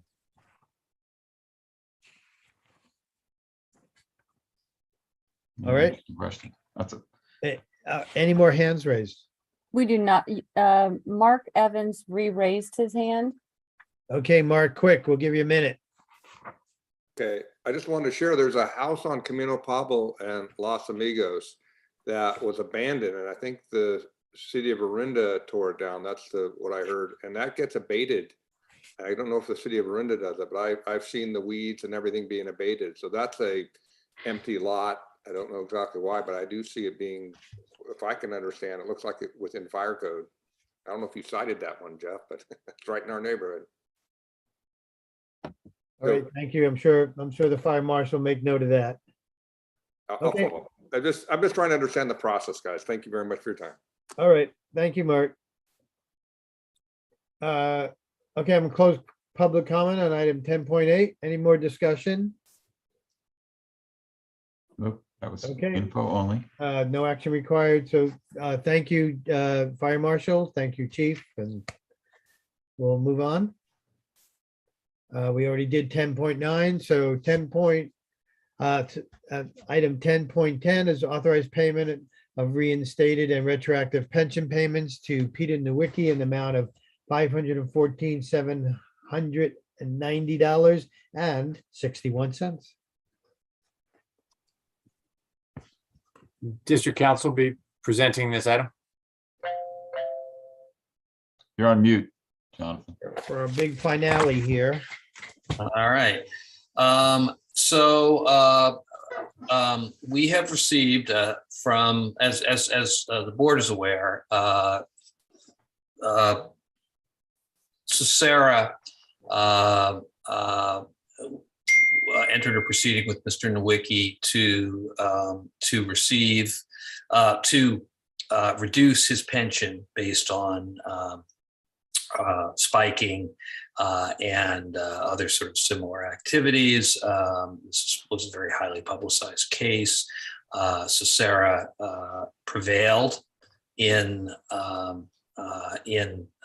reducing Mr. Nowicki's pension in their own administrative proceeding. However, that administrative proceeding was reversed in the California Court of Appeal. During the period after Sarah ruled that his pension should be reduced, Sarah did a number of things. Number one, it directed that we reduce, that we cease paying a supplemental payment that is paid to retirees whose pensions exceed IRS limit. In addition, Sarah proceeded against Mr. Nowicki to claw back funds from Mr. Nowicki and those are essentially the two things. They clawed back funds, some of which were ones that are paid by the district and some of which are ones that were paid directly by Sisera. We received correspondence, which is attached in the report here from Sisera, now that it has lost the Court of Appeal case, basically indicating that our district should pay Mr. Nowicki back for the $514,000 that his pension was. It's actually not his pension, but his supplemental pension, which we pay directly to Mr. Nowicki, was reduced. In addition, asking that we repay Mr. Nowicki another essentially $300,000, nearly $300,000 that Sisera had clawed back, and an additional little in excess of $100,000 in interest owed because of the amount of money that was withheld. I've researched the issues from Sisera's letter, and I should say, by the way, one other thing. Sisera has indicated that in all three cases that the district would in essence be paid back by reducing the district's upcoming contribution for, I guess it would be next year, to Sisera by the amounts that we've just talked about. Having researched the issue, it seems very clear that as to the $514,000, which is the amount of money that his supplemental pension was reduced, and that he did not receive, that he would have otherwise received through the district. It seems very clear as a result of the Court of Appeal decision that he's owed that money, and we are recommending tonight that the board authorize the payment of that money. As to the amounts that were clawed back by Sisera, Sisera asserts that it cannot pay that money directly back to Mr. Nowicki essentially because of tax law limitations. We are still researching that issue, and we'll come back to the board at a later date to discuss it. As to the interest payments, we have taken the position with Sisera that it was Sisera's decision to reduce Mr. Nowicki's pension, and therefore that the interest costs should be borne by Sisera. Sisera agrees that the interest costs are administrative costs and therefore not directly chargeable to the district, but Sisera has not provided us a strong rationale for why these interest payments are due in the first place. Sisera has said that they are pre-judgment interest at the rate of 7%, but concedes that there is no judgment providing Mr. Nowicki the prejudgment interest. For that reason, I do not recommend that the district pay that amount at this time. So in short, of roughly $1 million that Sisera is asking the district to pay to Mr. Nowicki, we are recommending that you pay roughly $500,000, and we're going to continue to work on the amounts that were clawed back and whether those can be paid directly by Sisera or need to be paid by us. I do want to emphasize again,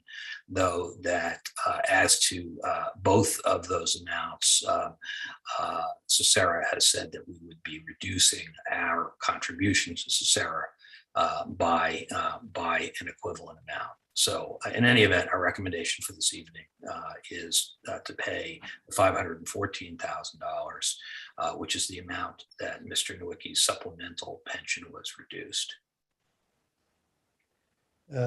Thank you, counsel. Directors, any further discussion on this?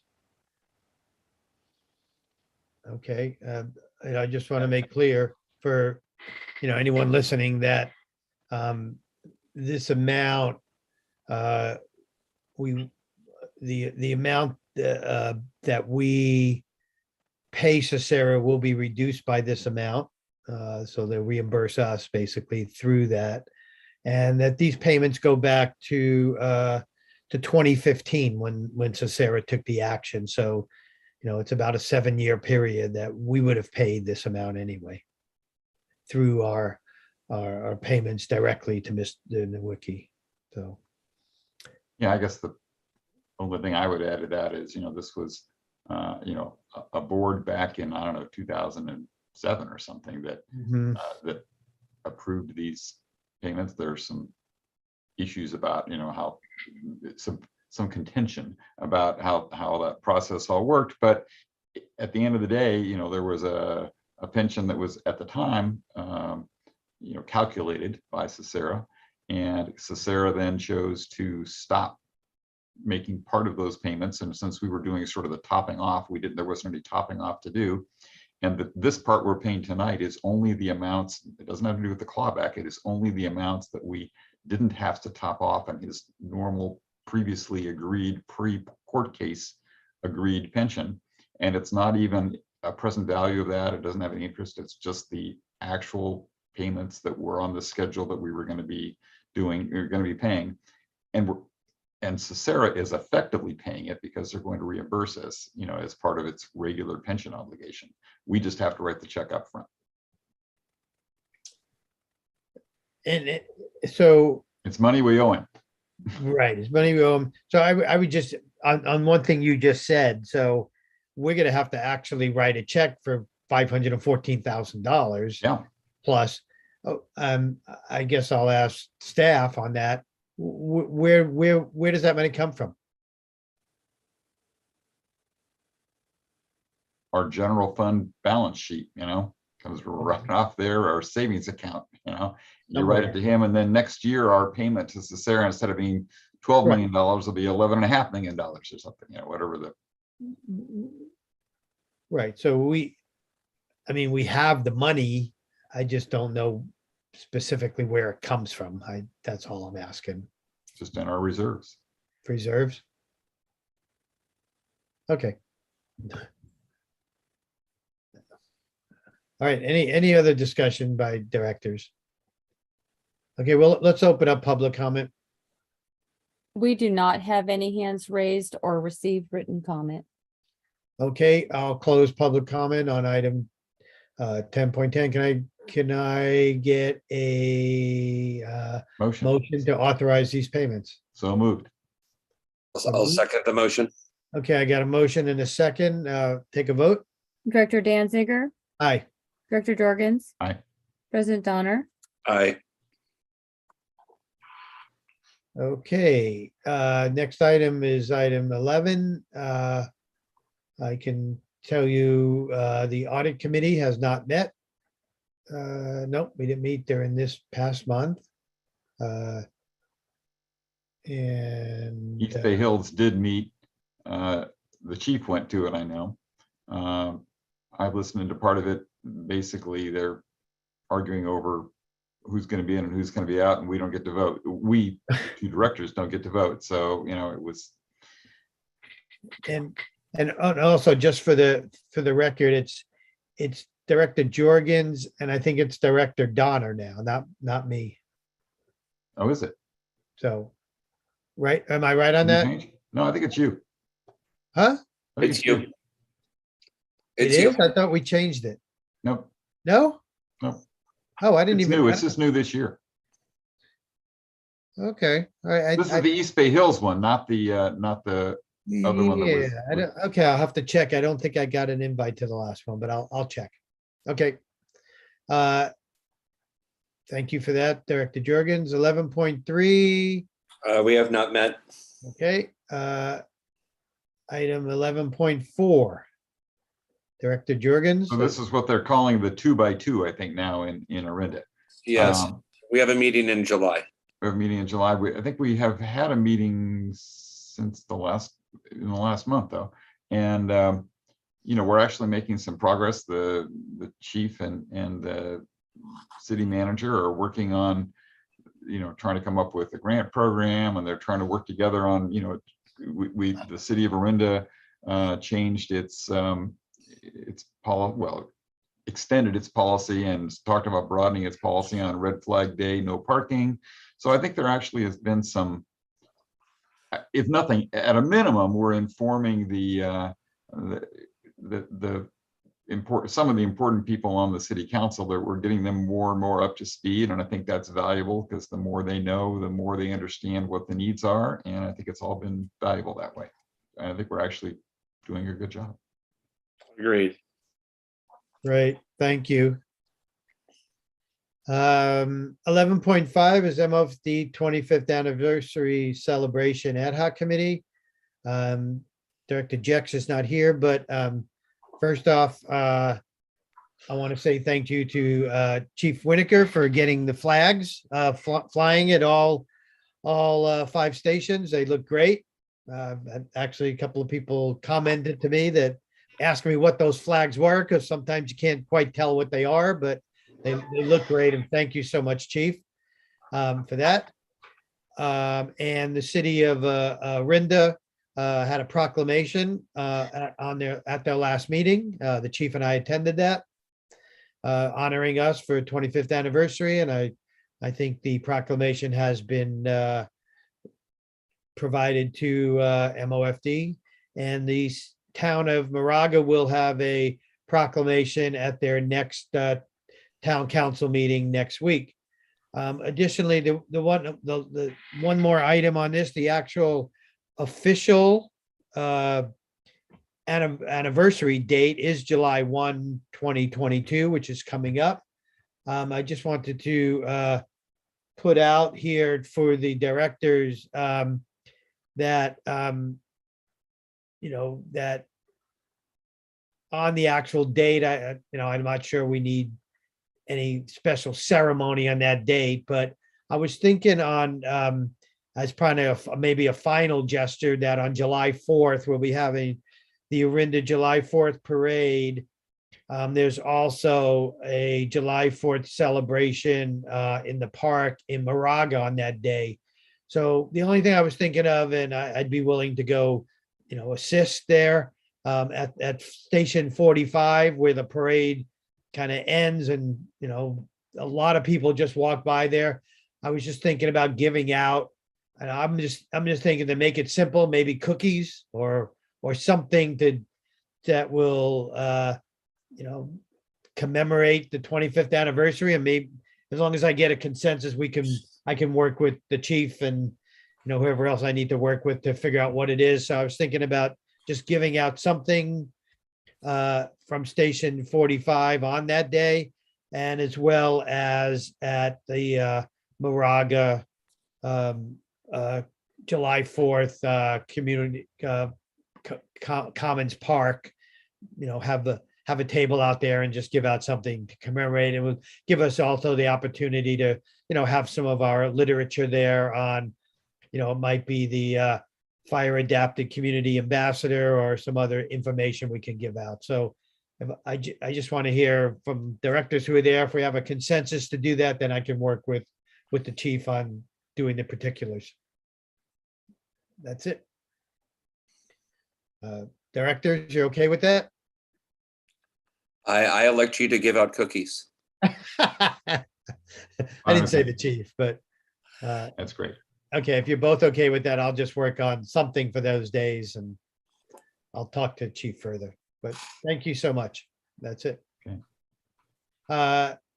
Okay. I move that we adjourn the meeting and that Michael wait, Bonner feel better. Wait. Oh, sorry. Any public comment on 11.1 to 11.5? We do not have any comment. Okay, we'll close the public comment on those items. Now I move we adjourn the meeting and that Michael Bonner feel better. Thank you. Item 12, any announcements, any future agenda items for right now?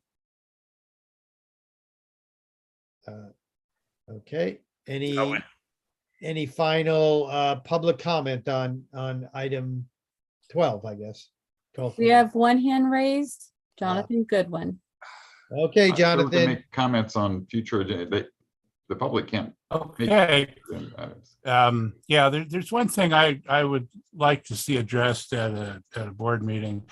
And that is, there's been a great deal of emphasis by the fire district on, what residents could be doing to prepare for, potential serious fire, given particularly the drought conditions and so on. And my question is, is the fire district also doing things for the same purpose, and specifically this? In 1991, there were two fires in Orinda concurrent with the tunnel fire, and I happened to see one of them. And the response time was like insanely slow. The first engine I saw show up had painted on the side of it Modesto, the city of Modesto, California. That was the first response. It went in and it just drove around apparently and just came out, didn't do anything. It didn't have a strike team. There was no strike team. It was totally disorganized. So my point is this, that in my opinion, there's a greater chance that the next disastrous fire in this area will not be a wind-driven event. It'll be something that is ignited concurrent with a big event in the area, and there just won't be sufficient weight. Is that the term? Firefighting weight, because dispatch is having difficulties, and district personnel are already committed somewhere else, and so on. So my question is whether the district has, and I'm sure this is not gone unrecognized already, but around the issue of how the district will be on red flag days, asking personnel if that's possible under the current contract, to firefighting personnel to remain in the area, remain available.